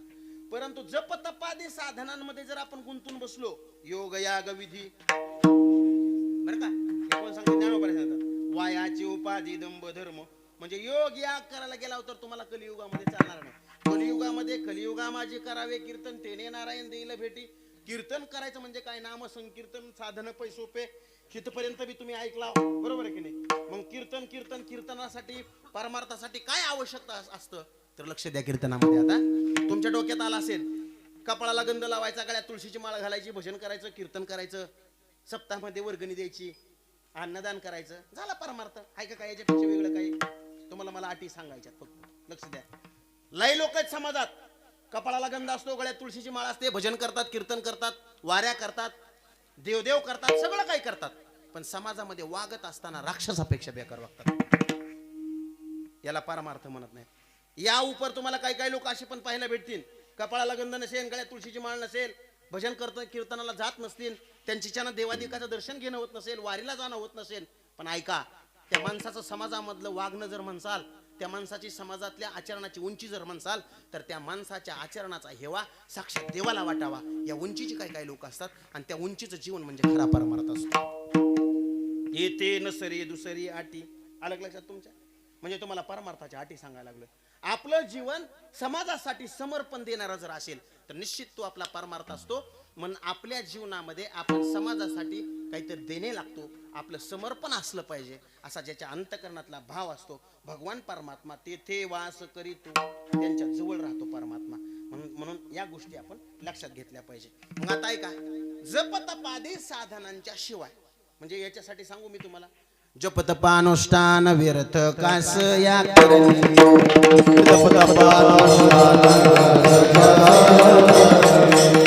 तीर्थव्रत यमने मनल रे दैवता धरणी,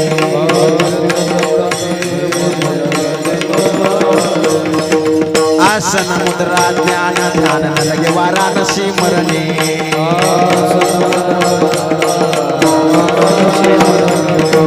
केशव माधव अच्युत वदता होय पातक हरणे. ओम नमो भगवते राम कृष्ण वासुदेवा, ओम नमो भगवते राम कृष्ण वासुदेवा, ओम नमो भगवते राम कृष्ण वासुदेवा, ओम नमो भगवते राम कृष्ण वासुदेवा.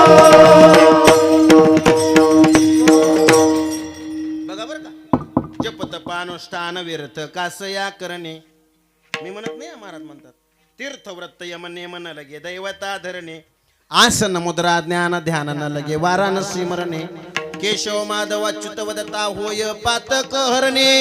ए ओम नमो भगवते राम कृष्ण वासुदेवा. जप करायची गरज नाही, तप करायची गरज नाही. हाय का नाही वेगळं कीर्तन माझं, सगळ्यापेक्षा वेगळं.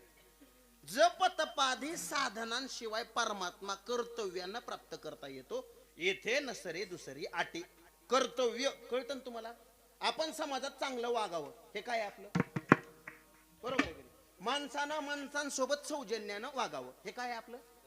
मग कर्तव्यानंच परमात्मा प्राप्त होतो. मग तो कर्तव्यानं परमात्मा तुमच्या घरी आणून दिल्याशिवाय आपलं कीर्तन सुटणार. आणि लक्षात तुमच्या बरं का, कर्तव्यानं तो परमात्मा मी तुमच्या घरी आणून देणार. लक्ष द्या आता कीर्तनामध्ये. मग परमात्मा प्राप्त करण्यासाठी काय काय करावं लागतं बाबा, सांगू का मी तुम्हाला. तुका म्हणे चित्त, तुका म्हणे चित्त, तुका म्हणे चित्त, तुका म्हणे चित्त, तुका म्हणे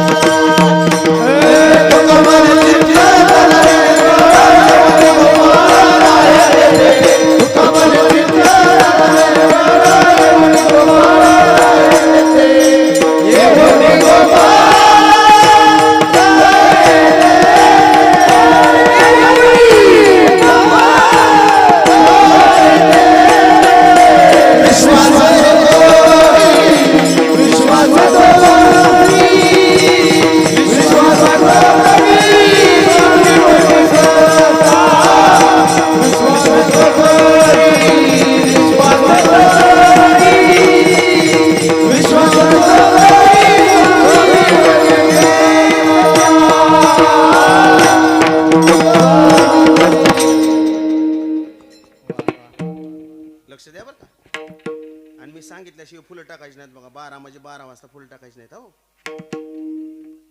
काय गडबड करता हो तुम्ही? बसवतोच मला नाही ना. म्हणजे त्या भिल्लाला 3 वाजता भगवान परमात्म्याने भेट दिली होती. म्हणजे मी 3 वाजता सोडलो.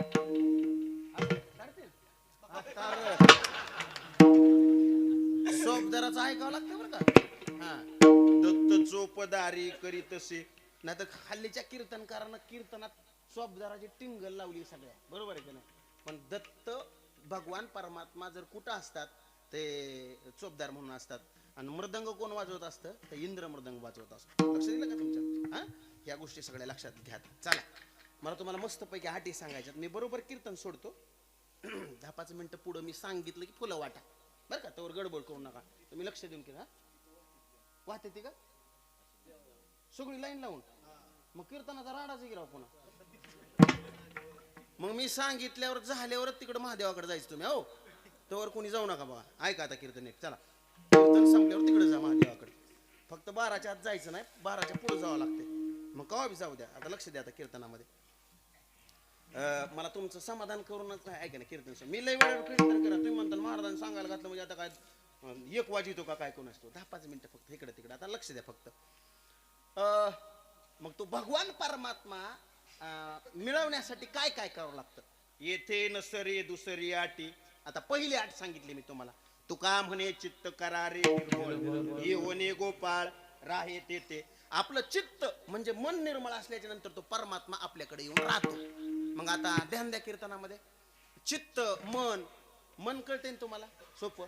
आपली माणसं म्हणतात लय निर्मळ मनाचा माणूस आहे. किंवा एखादा माणूस उगच दुसऱ्याचा चुना तंबाखूला लावीत लावीत गप्पा हाणीत असतो. मी लय निर्मळ मनाचा माणूस आहे.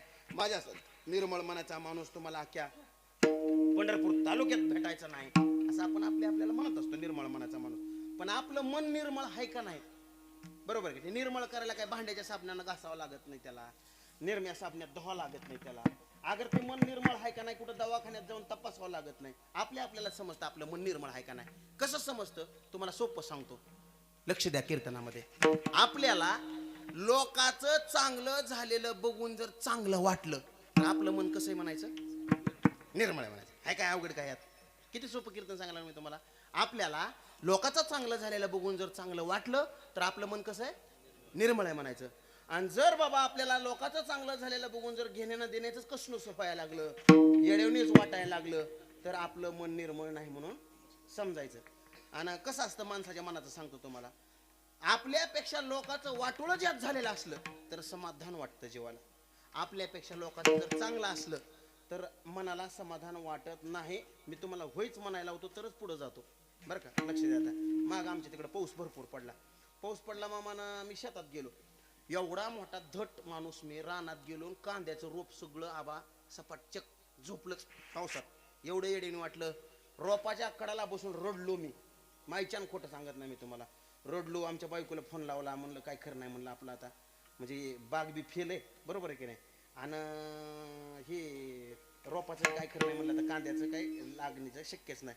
आमची बायको म्हणली तसं येड्यावणी कर नका, रडू नका, घरलाच या म्हणली मला. म्हणजे तुमच्या लक्षात आलं ना तुमच्या. म्हणजे मी काय कुठं जाणार नव्हतो पण आमची बाई तशी म्हणली मला. आणि काय सांगावं तुम्हाला मी रडलो पण मला काय वाटलं जाऊ द्या गाडी आपण तिकडे नदीच्या कडाला जाऊन बघा लोकांचं किती नुकसान झालंय ती तिकडे जर एवढा पाऊस पडला. मग जसा बी मी आबा नदीच्या कडाला गेलो तसं लोकांना कांद लावलेल्या वावरात माती संकट वावर वाहून गेलेलं बघितलं.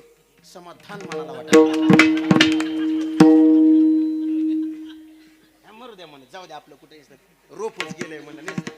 लोकांची माती संकट वावर वाहून गेले ते. खरं सांगा तुम्ही. मी तुम्हाला मन निर्मळाचं सांगायला लागलो बरं का. मी आता तुम्हाला पटायला लागलं का नाही मी माझ्यावर घेऊन सांगितल्यावर. हा, मला सगळ्याच माहिती हो बरं का. आता तुम्हाला सांगतो आता म्हणजे तुम्हाला चांगलं पटायला लागलं. हे आपल्यापेक्षा लोकांचं नुकसान जास्त हो म्हणजे माणसाला कसं वाटतं? समाधान वाटतं. अजून एक दृष्टांत सांगतो मी तुम्हाला. एक बाई बाजारला गेली. सांगू का? बाई कुठे गेली? बाजारला गेली. एक बाई बाजारला गेली. कुठल्या? मोडनेमच्या का करकमच्या? बरं कुठल्या जाऊ द्या. वाव जाऊ पडी. कुठल्या सांगू? मोडनेमच्या सांगू का करकमच्या सांगू? कस करावं बा आता बा तुमच्यातले तुमच्यात तरी एक मत करा गड्या. मोडनेमच्या बाजारला गेली. सांगू का? बाई गेली मुन्नेमच्या बाजारला. काकू ऐका, बाई बाजारला गेली आणि बाईच्या बाजारात 100 रुपये हरपले. फक्त हरपणे कोणाचे पण ती हरपले. बाईचे 100 रुपये हरपले आणि बाई घरी आली. ते 100 रुपये हरपल्याचा गवगवान साऱ्या गावात कालवा व्हावा म्हणून तिनं 5-25 बाया हळदी कुंकाला चहा प्यायला बोलल्या घरी. बाईनं 5-25 बाया अशा सगळ्या ओळीनं सोप्यावर बसवल्या. ताटात हळदी कुंकाच्या वाट्या मांडल्या आणि प्रत्येक बाईच्या पुढे जायचे. कुकाचं बोट घ्यायची, पुढच्या कपाळाला चिटकायची, छातीवर हाणून घ्यायची. बाई बाजारात गेले 100 पडले. कुकाचं बोट पुढचे चिटक. बाई बाजारात गेले 100 पडले. बाई बाजारात गेले 100 पडले. हाणू हाणू घ्यायची, अशी उचलायची बोट लाव कपाळाला. बाई बाजारात गेले 100 पडले. बाई बाजारात गेले 100 पडले. बरं, ह्या बाईपासून त्या बाईपासून जायच तर गपचिप तरी जाते का? कसकस जमा केलते, कसकस जमा केलते, मलाच माहित. कसकस जमा केलते, मलाच माहित. उसा कालवा तिचा. मग कसकसे जमा केलते तर ऐका तिनं कसकसे जमा केलते. बाई म्हणायचे, मग 8 महिन्याखाली पप्प्याची कपडे धुवायला घातली होती त्याच्या.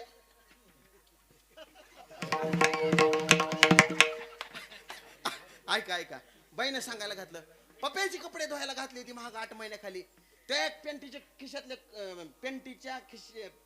पॅन्टीचे खिसे उलटे करून धुता असताना मला त्याच्या पॅन्टीच्या खिशात 30 रुपये सापडले होते. आणि त्याच आठवड्यात ह्यांच्या बी डब्बळ्या चड्डीच्या पॅन्टीच्या खिशात, नवऱ्याच्या ह्यांच्या म्हणजे आलं ना तुमच्या, ह्यांच्या बी खिशात मला 40 रुपये सापडले होते. असे मिळून माझ्या पैसे 70 रुपये झाले होते. मला वाटायला लागलं आता ह्यांच्या खिशाने रोजच पैसे सापडतात काय की, म्हणून रोज कपडे धुताना खिशे उलटे करू खिशे उलटे करू धुवून कट्टाळा आला. एके दिवशी 1 रुपयाकडूनच्या खिशात मिळाला नाही अशी बाई म्हणायला लागली. हा, आणि म्हणून मला राग आला. म्हणून मग त्या दिवशी मी ह्यांच्याच खिशातले गपचे 30 रुपये आणले होते म्हणली बाई. अशी मिळून कष्टानं बाई 100 जमा केले. बाजारात गेले 100 पडले. बरं, तेवढ्यावर तरी थांबलेली असते का ती बाई? तिनं पुन्हा वर्ण सांगितलेलं असतं, ज्याला बी सापडत्यान त्याला पचायचंच नाहीत, त्याचं नीटनीटकच व्हायचं नाही, त्याचं लय वाटोळं होईल असं तिनं सांगायचं. पण आता ऐका बरं का, त्या 5-25 चहा प्यायला हळदी कुंकाला जमलेल्या बायांपैकी फक्त एका बाईनं तिला म्हणावं, जाऊ दे ग शांताबाई, 100 रुपयासाठी किती जीव खाऊन घ्यायला लागली. मी तर परवा दिवशी किराणा आणायला भोश्याला गेले. किराणा आणायला मी भोश्याला गेले. माझ्या तर पर्स मधले बाई 500 पडले. जसं बी हिला कळतं हिच्या पर्स मधलं 500 पडलं तसं हिला 100 रुपयाचं दुःख हलकं वाटतंय, समाधान मनाला वाटतंय. मरू दे. आपलं किती पडलं? 100च पडलं. हिचं किती पडलं? खरं आहे का खोटं आहे सांगा? गळकूच जरा जास्त शेजाऱ्याच्या बागात व्हावा.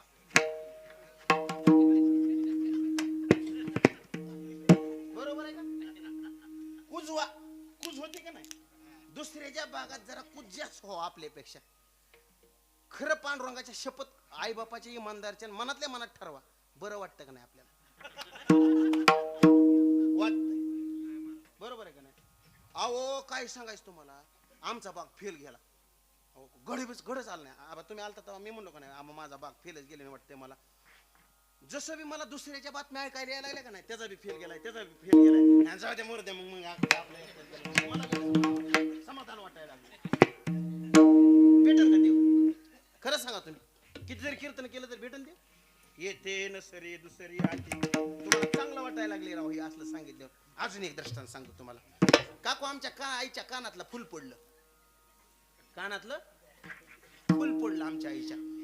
काय सांगू तुम्हाला, आमच्या आईच्या कानातलं फुल पडलं. जेव्हा बी आमची आई येडेवणी करायला लागली म्हणता उन्हाळ्याच्या दिवसाचं, बाई माझं फुल पडलं, बाई माझं फुल पडलं, बाई माझं फुल पडलं.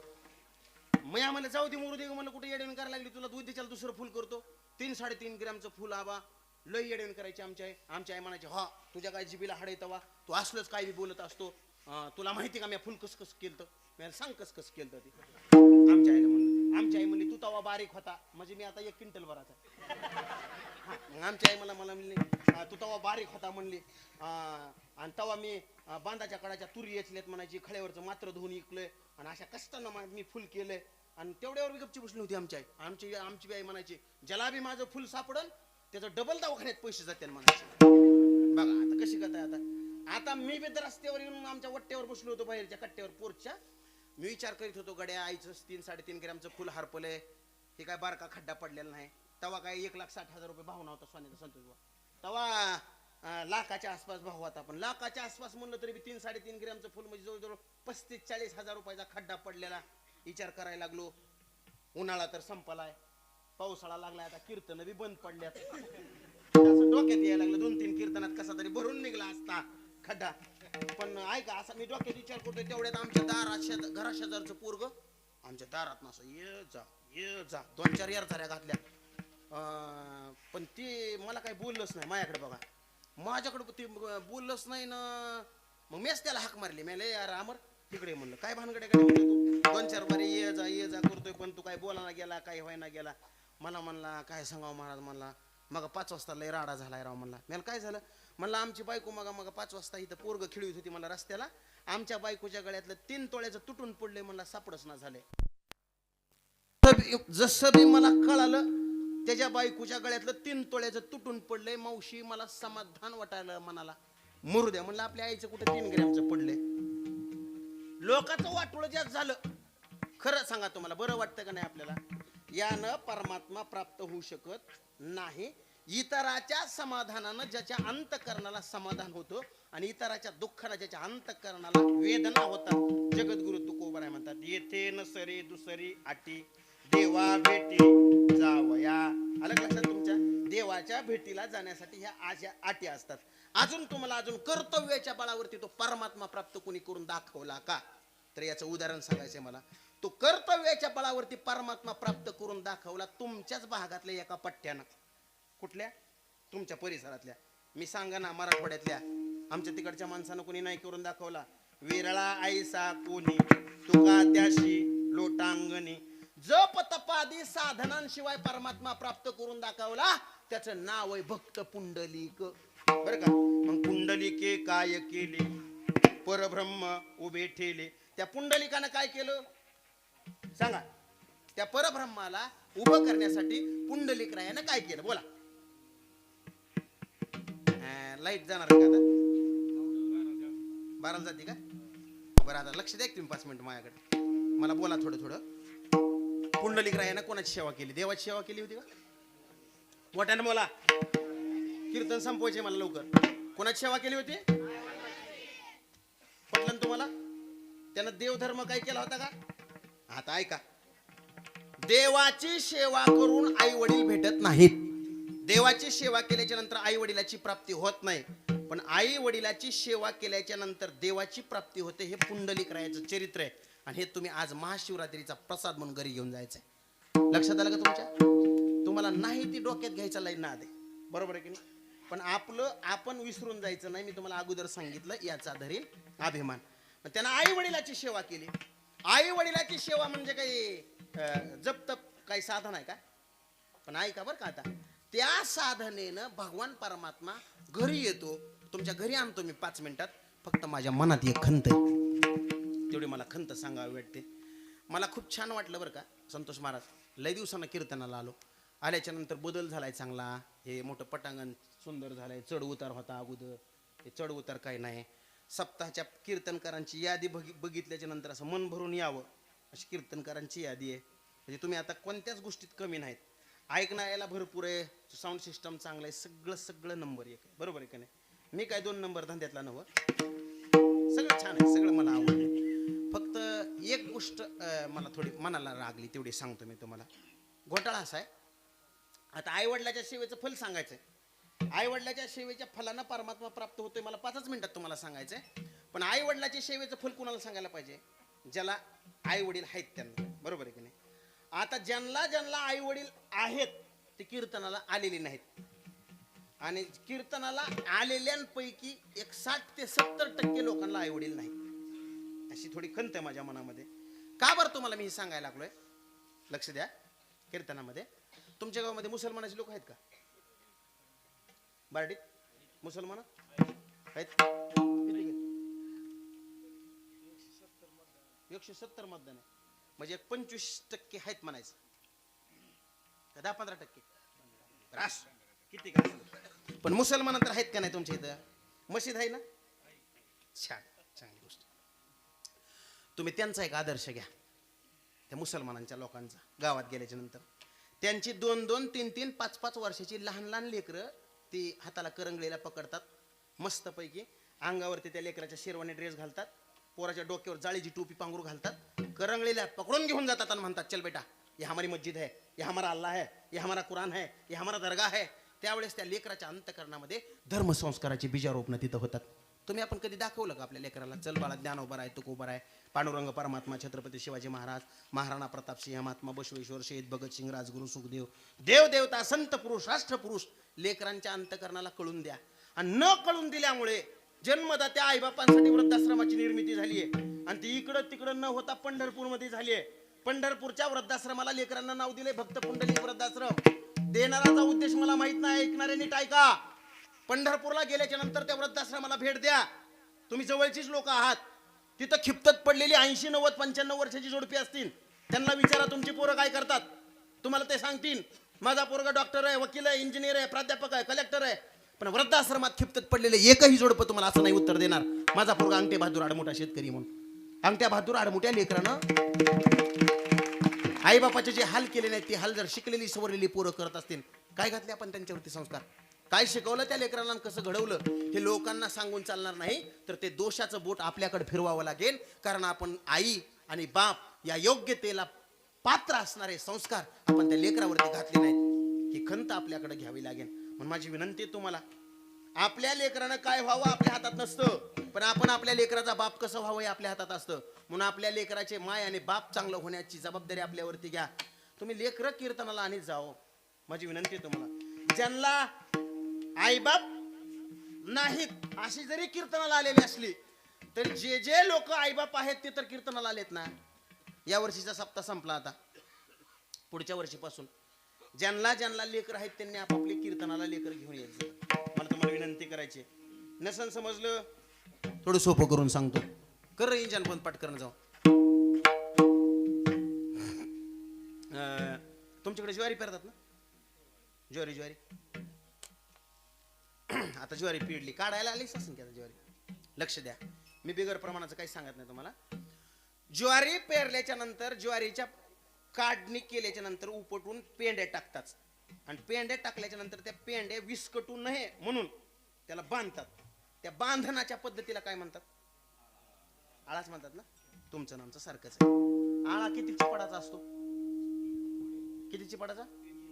लक्ष द्या. आता मला टाइम घालवत नाही, मी तुमचा सगळं क्लिअर सांगतो. मी कीर्तन कसं करतो याच्यापेक्षा मी शेती कशी करतो आमच्या हनुमंत महाराजाला, संतोष महाराजांना माहिती आहे. मी बी एक BSc ॲग्री झालेला विद्यार्थी आहे. माझ्या आजोबानं मला आबा उत्तर सांगितलं होतं. मी सांगतो तुम्हाला आळा किती चिपाडाचा असतो ते. आळा 4 चिपाडाचा घ्यावा लागतो. माझ्या आजोबानं मला असा रट्टा मारला होता 3 चिपाडानं आळा बांधताना. गणेश महाराज आमचे आजोबा म्हणले होते, येड्या पेंडी बांधत असताना 4 चिपाडा घ्यायची. मग मी आमच्या आजोबाला म्हणलं का बरं 4 चिपाडा घ्यायचे? आजोबा म्हणले हे 4 चिपाडा म्हणजे 4 युगाचे संस्कार आहेत. 4 चिपाडा काय आहेत? 4 युगाचे संस्कार आहेत. 4 युगाच्या संस्कारानं युक्त असणारा आळा, संस्कारयुक्त आळा संसाराच्या पेंडीवरती भक्कम बसावा. म्हणजे संसाराची पेंडी संस्काराच्या आळ्यानं अशी भक्कम अशी आबादित राहते, विस्कटत नाही इकडे तिकडं. बघा बरं का आमच्या आजोबांनी दिलेलं उत्तर किती सुंदर आहे, सांगतो मी तुम्हाला. आळा 4 चिपाडाचा 4 युगाच्या संस्काराचा. आता तो जर आळा निसटला तर कसं रानोमाळ होती का नाही पेंडी. म्हणजे नामदेव महाराजांना प्रमाण वापरले, बांधल्या पेंडीचा सुटाला असे आळा आणि तृण रानोमाळा पांगल्याची. समाधी प्रकरणामध्ये ते प्रमाण वापरलंय. मला इथं लागत नाही पण मी सहज उच्चार करून गेलो होतो त्या. मग त्या पेंडीचा आळा चांगला असला पाहिजे. मग मला एक सांगा, आता लक्ष द्या, पेंडी आपल्याला सगळं शिकवते. आळा घेत असताना ज्या दिवशी ज्वारी काढली त्या दिवशी बसतो का आळा? तुम्ही सगळे शेतकरीत ना, बरोबर आहे. आळा कधी येतो ऐका. आता कोरडवाहूची बिगर पाण्याची ज्वारी असली तर 4 रोजाने येते. 2 पाण्याची ज्वारी असली काळ्या रानावरची 8 रोजाने येते. 3, 4, 5 पाण्याची ज्वारी असली तर 12-13 दिवसांनी येते. महिन्यानं घ्यायला गेल्यावर येतो का? बरोबर आहे की नाही? महिन्यानं घ्यायला गेल्यावर आळा येत नाही, त्याचे तुकडे पडतात. आमच्या तिकडे त्याला म्हणतात आता आळ्याच्या बाहेर गेले, आता हे आळा बसत नाही. असंच आहे संस्काराचं बी, नीट लक्ष देऊ नये का. म्हणजे ज्या रोजी ज्वारी काढली त्या दिवशी बी आळा येत नाही, उशीर केल्यावर बी जमत नाही. तसं संस्कार घालताना लय बारकी बारकी टाबर कीर्तनाला आणून बी फायदा नाही आणि म्हातारपणाला परमार्थ करून बी उपयोग नाही. कळायला लागले का कीर्तन? नीट लक्ष द्या. म्हातारपणाला परमार्थाला लागून बी उद्धार होत नाही. लक्ष द्या, कीर्तनामध्ये जसा आळा घ्यायचा ठराविक पिरियड आहे, कालावधी आहे, तसा संस्काराचा सुद्धा ठराविक कालावधी आहे. कसा सांगतो मी तुम्हाला, 16 ते 22च्या दरम्यान चांगला आळा बसते बघा. कधी बसतो? 16 ते 22च्या दरम्यान. लक्ष द्या, कीर्तनामध्ये ज्या ज्या बाईनं आपल्या लेकीवरती 16 ते 22च्या दरम्यान चांगला आळा घेतला, त्या बाईच्या लेकीनं बापाची मान 4 लोकात खाली जाईन असं कधीही वर्तन केलं नाही. ज्या बापानं आपल्या लेकावरती 16 ते 22च्या दरम्यान चांगला आळा घेतला, त्या बापाच्या लेकानं आईबापाच्या डोळ्यात कधी पाणी येईल असं वर्तन केलं नाही. तुम्हाला जर वाटत असेल माझ्या लेकीनं 4 लोकात बापाची मान शर्मेने खाली जाईन असं नाही वागलं पाहिजे, तर आपल्या लेकीवरती 16 ते 22च्या दरम्यान आळा चांगला घ्या. तुम्हाला जर वाटत असेल माझ्या लेकानं आईबापाच्या डोळ्यात पाणी नाही येऊ दिलं पाहिजे, तर 16 ते 22च्या दरम्यान चांगला आळा घ्या. माझी विनंती आहे तुम्हाला. आणि जर आळा घ्यायला उशीर केला तर आळ्याच्या बाहेर जाऊन ते बिनआळ्याची होतात. कळली का तुम्हाला माझ्या भाषा? बरोबर आहे की नाही? कोणाशी बिनआळ्याची होऊ देऊ नका, माझी विनंती आहे. पण त्या पुंडलिक रायानं काय केलं तर आईबापाची सेवा केली, आणि त्या आईबापाच्या सेवेच्या बळावरती पुंडलिक रायानं तो पांडुरंग परमात्मा विटेवरती उभा केला. मग आता ऐका, धन्य पुंडलिका बहुबरे केले निदान आणले पंढरी, किंवा वैकुंठीचा देव आणिला भूतळा, धन्य तो आगळा पुंडलिक, धारिष्ठ धैर्याचा वरिष्ठ भक्ताचा, पवित्र पुण्याचा एकनिष्ठ.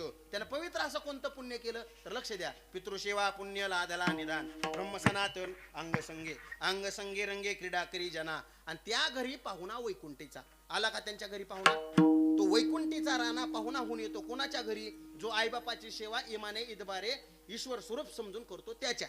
पण माझी विनंती आहे, आपल्या दारातल्या वट्यावर बसलेले म्हातारे आईबाप जर लेकराच्या संबंधाने म्हणत असतील ना, ही लेकर आमच्या पोटाला येऊन आम्ही पुण्य केलं, तर त्याच्यासारखी श्रीमंत लेकर त्यांच्या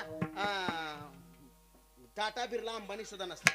पण माझी विनंती आहे तुम्हाला, हे भगवान परमात्मा त्याच्या घरचा वास करतो. आणि शेवटचं प्रमाण आहे का, धन्य त्याची शक्ती भक्तीची हे ख्याती, तुका म्हणे मुक्ती पायी लोळे, तो सगळ्या सुखाला प्राप्त होतो आई बापाच्या सेवेनं. म्हणून येथे नसरी दुसरी आटी देवा भेटी जावया. ज्यांना ज्यांना हे प्रबोधन कळालं ते धन्य झाले, आणि ज्यांना कळालं नाही ते नीट ऐका. रात्रंदिवस घोकितो तुम्ही सावध,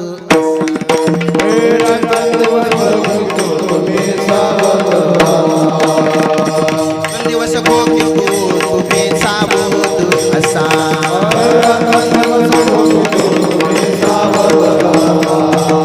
तुमच्या नगरीचा आम्हा नाही भरवसा,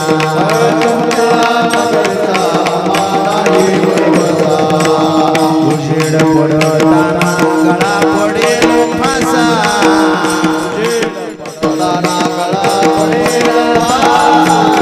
उजेड पडताना गळा पडेल फासा,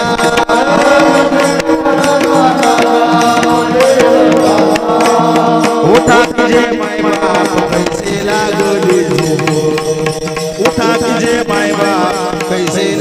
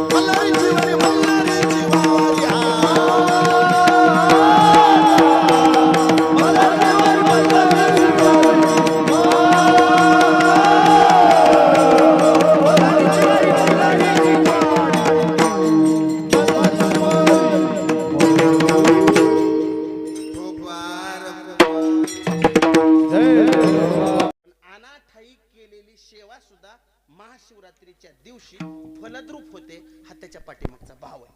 लक्ष द्या.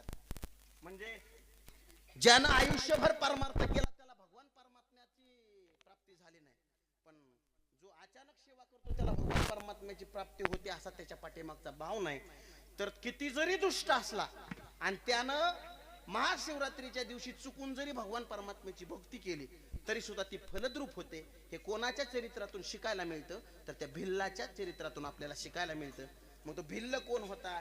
तो भुजसेन नावाचा इंद्राचा सेवक होता, हे तुम्हाला सगळ्यांना ज्ञात, बरोबर आहे की नाही? मग ते सोमदत्त नावाच्या राजाला 500 बायका होत्या. तुम्हाला सगळ्यांनी दरवर्षी शिवरात्रीची कथा ऐकली. त्याच्यातल्या 2च स्त्रिया फक्त पतिव्रता होत्या, बाकीच्या सगळ्या जार कर्म करणाऱ्या होत्या. मग जसं प्रजेने केलेलं पाप राजाला भोगावं लागतं, तसं पत्नीनं केलेलं पाप पुरुषांना भोगावं लागतं, पतीला भोगावं लागतं. मग 500 बायकांना केलेलं पाप सोमदत्त राजाला भोगावं लागलं. आणि तो एवढा काळजीत राहायचा का माझ्या लेकरांचं कसं होईल, माझ्या बायकांचं कसं होईल, म्हणजे इथपर्यंत. मग शेवटी काय होतं तो की वासनेचा संग,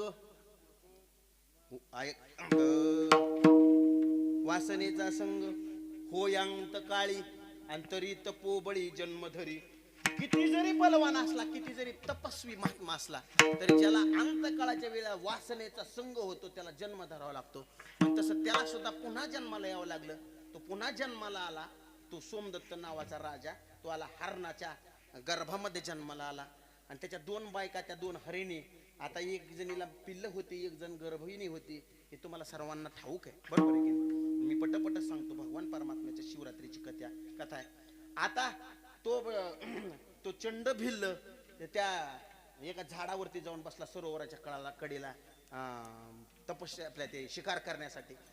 त्यानं काय केलं, आपल्या समोर आड येतात झाडाची पानं, म्हणून ती तोडून खाली टाकायला लागला, एक एक एक एक.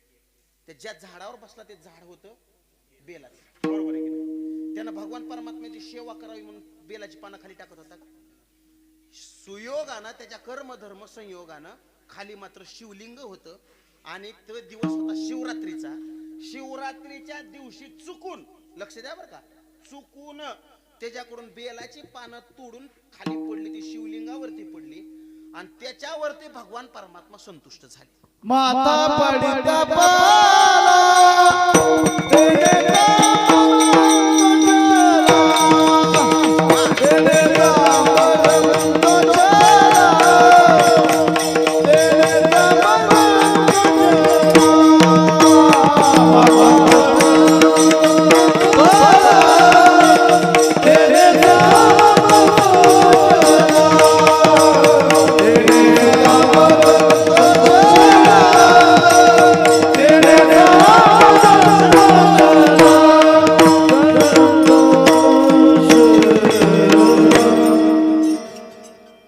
भगवान परमात्मा म्हणजे याच्यासाठी म्हणतात शिवभोळा चक्रवर्ती भोळा. भगवान परमात्मा, त्याला सायासानं केलेली भक्ती तर कितीतरी आवडेल. पण अनासायासानं केलेली भक्ती जर एवढी आवडत असेल तर आपण सायासानं का पूर्ण असा त्याच्या पाठीमागचा भाव आहे. लक्ष द्या. पण त्यानं चुकून त्या शिवलिंगावरती पानं टाकत गेला. आणि तसं तसं भगवान परमात्म्याला माथ्यावर पडणाऱ्या त्या बेलाच्या पानानं संतोष वाटला मनाला. आणि मग त्या भिल्लाचा उद्धार करण्यासाठी भगवान परमात्म्यानं यमदूतांना पाठवलं. तो घाबरला यमदूतांना बघून. आणि त्यांना मग सांगितलं त्यावेळेला यमदूतांना, काळजी करू नकोस, बरोबर आहे की नाही, की तुला वरदान म्हणून भगवान परमात्म्यानं आम्हाला पाठवलंय. तुझी काय इच्छा आहे तर त्यानं सांगितलं, मला जे हे शिकारीला येणारे प्राणी आहेत ना त्यांची भाषा कळावी. जो तो आपापल्या हिशोबानं मागत असतो, आपापल्या बुद्धीच्या कुवतीनुसार मागत असतो. म्हणजे कसं असतं सांगतो मी तुम्हाला, हे मागण्याच्या पद्धती त्या. आता मी लई वेळ सांगेन ह्याच्यावर, पण आपल्याला जास्त वेळ घ्यायचा नाही म्हणून तुम्हाला सांगत नाही. पण त्यानं तसं मागितलं त्याच्या पद्धतीनं. म्हणजे कसं झालं, 4 जण मित्र होते. 4 जण मित्रामध्ये एक होता गुजराती, एक होता ब्राह्मण, एक होता मारवाडी आणि 4था होता मराठी. लक्ष द्या कीर्तनामध्ये माझ्या. सगळ्या जणाला भगवान परमात्मा प्रसन्न झाले. गणेश महाराज मारवाडी म्हणला, मला मस्तपैकी स्वर्गात चांगली जागा दे, चौकातली, तिथं मला मिठाईचं दुकान टाकायचंय. भगवान परमात्म्यानं त्याला देऊन टाकलं. गुजरात्याला म्हणे तुला काय करायचंय तर ती मला म्हणला अमित शाह सारखी सगळी खताची औषधाची दुकान मलाच टाकायच्यात म्हणला. त्याला बी वरदान देऊन टाकलं. पुन्हा तुम्हाला सांगतो ब्राह्मणाला म्हणले तुला काय पाहिजे, ती म्हणला ज्या ठिकाणी सगळं देव दर्शनाला येतात आणि कच्चून दक्षिणा जिथं ठेवतात तिथल्या देवाचा मला पुजारी कर म्हणला. त्याला करून टाकलं. चौथी बारी आली मराठी लोकांची. तुमच्या माझ्यासारखे आपण सगळी मराठी. महाराष्ट्रात राहणाऱ्या 18 पगड जाती म्हणजे मराठीच बरं का. नेसत्या जातीचा मराठी म्हणजे मराठी नव. महाराष्ट्रात राहणारा 18 पगड जातीतला माणूस काय म्हटला जातो त्याला? मराठी म्हणतात त्याला. आली मराठ्याची पाळी. म्हणजे काय पाहिजे तुम्हाला सांगा. काय म्हणजे आपापल्या बुद्धीची कुवत सांगतो. मराठी म्हणला एक गेला दुकान टाकायला स्वर्गात, दुसरा गेला म्हणला कैलासात, तिसरा गेला म्हणला तिकडं मंदिरात. मला एकट्याला कर म्हण का म्हणला इथं. 3 जणाला महागारी माझ्यापाशी जाण म्हणला. नीट आर्थिंगला पाणी होता. आपल्याला काय जमायचं म्हणजे ती तिकडे गेलेली चालायची, त्यांना महागारी आण म्हणला इथं खाली. बरोबर आहे का नाही? म्हणजे आपल्या मराठ्याचं कसं असतंय, शेजाऱ्यानं किराण्याचं दुकान टाकलं तर आपण बी किराण्याचंच टाकायचं. बुडलं तर दोघं बुडू पण तुला वर येऊ द्यायचं नाही. आलं का ध्यानात तुमच्या? म्हणजे हे असं सांगायला लागलं. तसं भिल्लानं त्याच्या पद्धतीनं ते देवाला मागितलं. म्हणला मला एखाद्यानं मागितलं असताना मला मुक्त कर, मला असं कर तसं कर. त्यानं म्हणला काय न ग, शिकारीला आलेल्या सगळ्या प्राण्यांची भाषा कळू दे. त्याला भाषा कळायला लागली. हे तुम्हाला सगळ्याला माहिती. ते त्यानं जाळं टाकलं आणि ज्या वेळेला 3 वाजता त्या भिल्लाला साक्षात्कार झाला आणि पहाटेच्या वेळेला हरण येऊन त्या जाळ्यात अडकलं. जसं बी ती हरण येऊन जाळ्यात अडकलं, ती आता मरणाच्या यातनेनं व्याकुळ झालं आणि पतीच्या आवाजानं पत्नीला म्हणजे कसा संतोष वाटेल, पतिव्रतेचा नियम आहे तो. त्या हरणाच्या बायका दोघी जणीतली पहिली थोरली बायको पळत आली, बारकी बारकी लेकरं सोडून. आपला नवरा संकटात सापडला म्हणून ती येऊन बोलायला लागली प्राणनाथाला, म्हणजे तुम्ही असं एकट्यानं सोडून जाणं आम्हाला बरं नाही. कळायला लागलं तिला आपला नवरा आता फासात अडकालाय, तू काही जगू शकत नाही. ती म्हणली मला बी सोबत घेऊन जा, एकटे काही जाऊ नका. हे भिल्ला ऐकायला लागला, त्याला भाषा कळत असल्यामुळं. शिवरात्रीची कथा आहे म्हणून तुम्हाला आता पचत नसली तरी ऐकावलची. बरोबर आहे की नाही? हा. आणि मग तो तशी बोलायला लागल्याच्या नंतर त्याची भाषा सगळी समजायला लागली त्या भिल्लाला. आता आपल्या नवऱ्याचा आवाज ऐकून पुन्हा गर्भीण असणारी दुसरी हरणी सुद्धा त्या ठिकाणी आली. ती म्हणायला लागली तुझी लहान लहान लेकर तू नवऱ्या बरोबर जाऊ नको, मी नवऱ्या बरोबर जाते. कारण लहान लहान लेकरांचा सांभाळ करणं ही तुझं कर्तव्य. तू घरी जा, मी सोबत जाते. थोरली जी त्याची ती लेकरांची आई होती ती गर्भीण असलेल्या हरणीला म्हणू लागली मी जरी एकटी गेली तरी माझ्या जाण्यानं कसल्याही प्रकारचं नुकसान होणार नाही. तू लेकराचा सांभाळ करू शकतेस, पण तू गेल्याच्या नंतर तुझ्यासोबत तुझ्या पोटातली सुद्धा पिलं मरतील आणि बाल हत्येचं पातक तुला लागेल. त्यामुळे तू जाणं योग्य नाही. म्हणजे असं धर्माच्या नीतीच्या शास्त्राच्या गोष्टी हरण गप्पा मारायला लागली. आणि तो भिल आपला तो नर असणारा हरिण तो बोलायला लागला तुम्ही दोघी बी घरी जा, कर्म धर्म संयोगानं माझा भोग मी भोगतोय, मला जाणं हे अनिवार्य आहे. तुम्ही दोघीही सुखरूप घरी जा, आपल्या लेकरांचा सांभाळ करा, त्यांना योग क्षम धर्म नीती शास्त्र सगळ्यात पारंगत करा बरं का, असा सांगायला लागला. आणि एवढं सगळं असताना ती घरी असणारी पिलं तहानलेली ती पाजण्यासाठी ही हरणी गेली. तिनं तिथं लेकरांना सांगितलं आता आम्ही महागारी येऊ शकत नाहीत. तिनं सगळं सांगितलं. तुम्हाला पाठ आहे आता, मी तेवढं तुम्हाला सांगत नाही. आता ऐका, ती पिलं सुद्धा पुन्हा परत आली आणि ती आता 2 पत्नी स्वतः तो हरिण आणि त्यांची 2 पिलं अशी 5 हरणाची सदस्य कुटुंबातली एका ठिकाणी आली. आणि ती त्या भिल्लाला विनंती करू लागली तुला जीव घ्यायचा आहे तर खुशाल घे, पण आमच्या नवऱ्याला तहानेनं व्याकुळ झालेल्या नवऱ्याला फक्त पाणी पिऊ दे. आणि पाणी पित असताना जीव घेत असताना बंधनात असणाऱ्या जीवाला मारू नये म्हणून मोकळं करून आम्हाला मार. त्याला विश्वास आला नाही, पण त्यानं त्यांच्या शब्दावरती विश्वास ठेवला. ते मोकळे केलेल्या हरणांना पाणी पेला आणि त्या भिल्लाच्या जवळ आले. आमचा जीव घ्यायला काही हरकत नाही म्हणले. तर भिल्लाला क्यू आली धर्मशास्त्राच्या नीतीच्या गप्पा हाणत असल्यामुळे. तो भिल्ल त्यांना म्हणला मी तुम्हाला मुक्त केलंय, जीवदान दिलंय, मी आता तुम्हाला मारणार नाही. तुम्ही म्हणजे पशुच्या योनीमध्ये असून सुद्धा धर्माच्या शास्त्राच्या नीतीच्या गोष्टी करता आणि मी मानवाच्या योनीला जन्माला येऊन सुद्धा मी सुरुवातीला सांगून गेलो तुम्हाला मी माणुसकीच्या आचारसंहिता सांभाळत नाही, याची मला खंत वाटते. मीच दोषी आहे, मला क्षमा करा. मग ते हरणाला म्हणू लागला. पण हरणांना त्यांचं इमान सोडलं नाही. त्या बिल्लाच्या पाठीमाग घरापर्यंत गेली आणि इथं आमचा जीव घे म्हटली, तरी सुद्धा ते हरणं मागं हटली नाहीत. म्हणून धर्म मोडण्यामध्ये माणसं जेवढं काम करतात तेवढं जनावरं आपली आचारसंहिता सोडत नाहीत. हा त्याच्या पाठीमागचा उद्देश आहे. मला तुम्हाला तेच सांगायचंय. मग तिथं गेल्याच्या नंतर त्या भिल्लाचाही भगवान परमात्म्यानं उद्धार केला आणि हरणाचाही उद्धार केला. तो दिवस आहे महाशिवरात्रीचा. म्हणून या महाशिवरात्रीच्या पावन पर्वावरती चुकून केलेली सेवा जर फलद्रूप होत असेल तर आपण सायासानं केलेली सेवा भगवान परमात्मा 100% मान्य करेल. पण त्याच्यासाठी आपण माणुसकीच्या सगळ्या आचारसंहिता पाळल्या पाहिजेत. माणूस म्हणून आपण जगलो पाहिजेत. माणसानं इतर माणसाला पीडा होईल असं वर्तन नाही केलं पाहिजे. आजच्या महाशिवरात्रीच्या दिवशी हा संकल्प करावा अशी मी तुमच्या चरणावरती विनंती करेन. आणि आता वाटा फुलं.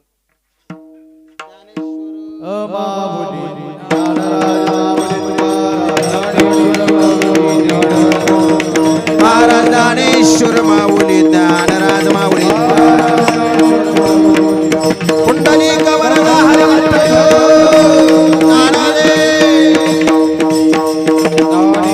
तुकाराम तुकाराम तुकाराम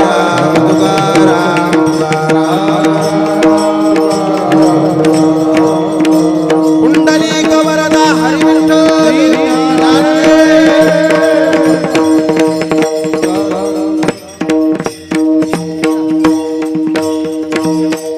झालेली सेवा भगवान महादेवाच्या चरणावरती समर्पित करतो. थांबतो. बोलता बोलता हुक चूक झाली असेल, कमी जास्त वेळ झाला असेल, एखाद्या जीवाला लागण्यासारखा शब्द गेला असेल तरी माफी असू द्या. ना तरी बालक बुबडा बोले वाकुडा विचोका पावले ते चोचो करून मौलेरी घे जेवे निवणते पुरते अधिक ते सरते करून घ्यावी तुम ते विनवित असो पायाच्या प्रसादे काही बोलले विनोदे मज क्षमा करणे संती नोहे अंगभूत युक्ती नोहे हा उपदेश तुमचे बडबोले शेष तुमचे कुपचे पोसणे जन्मोजन्मे तुका म्हणे शेवा समर्पुनी पायी झालो उतराई ठावे असो. पुनश्च एकदा तुम्हा सर्व संयोजक मंडळींचे आभार व्यक्त करतो. ऐका, लक्ष द्या 2 मिनिटं.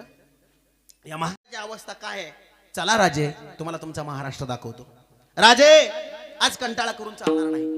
राजे आज कंटाळा करून चालणार नाही. आणि तुमच्याशी इथं खरं कोण बोलणार नाही. तुमचा गाईड व्हायची संधी मी कशाला हुकवतोय? शिवाजी राजे चला ना, तुम्हाला तुमचा महाराष्ट्र दाखवतोय.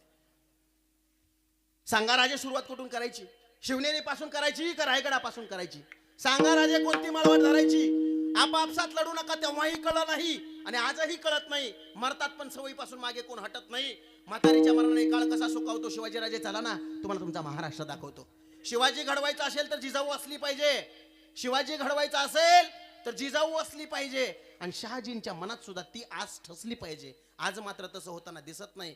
शिवचरित्र ऐकायला गोड लागतं पण पचनी मात्र पडत नाही. पोकळ मराठी बाणा स्वतःलाच फसवतो. शिवाजी राजे चला ना, तुम्हाला तुमचा महाराष्ट्र दाखवतो. ज्याच्यासाठी जीवाची बाजी लावावी तोच खिंडीत अडवतोय. ज्याच्यासाठी जीवाची बाजी लावावी तोच खिंडीत अडवतोय. रांजेचा पाटील तर महाराज फुटाफुटाला सापडतोय. आधी लगीन कोंडाण्याचं म्हणायची आता तानाची हिंमत नाही.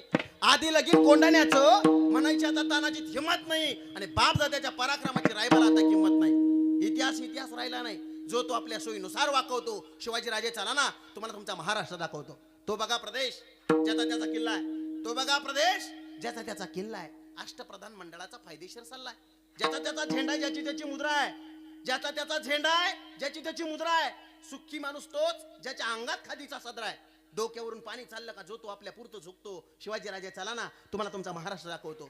पुरंदरच्या तहाची परंपरा राजे आजही आमच्याकडे जोरात पाळली जाते. पुरंदरच्या तहाची परंपरा राजे आजही आमच्याकडे जोरात पाळली जाते. परस्परांचा फायदा असेल तर राजकीय लढाई सुद्धा टाळली जाते. राजकीय मांडवली झाली की 5 वर्षापुरतं तरी भागतं.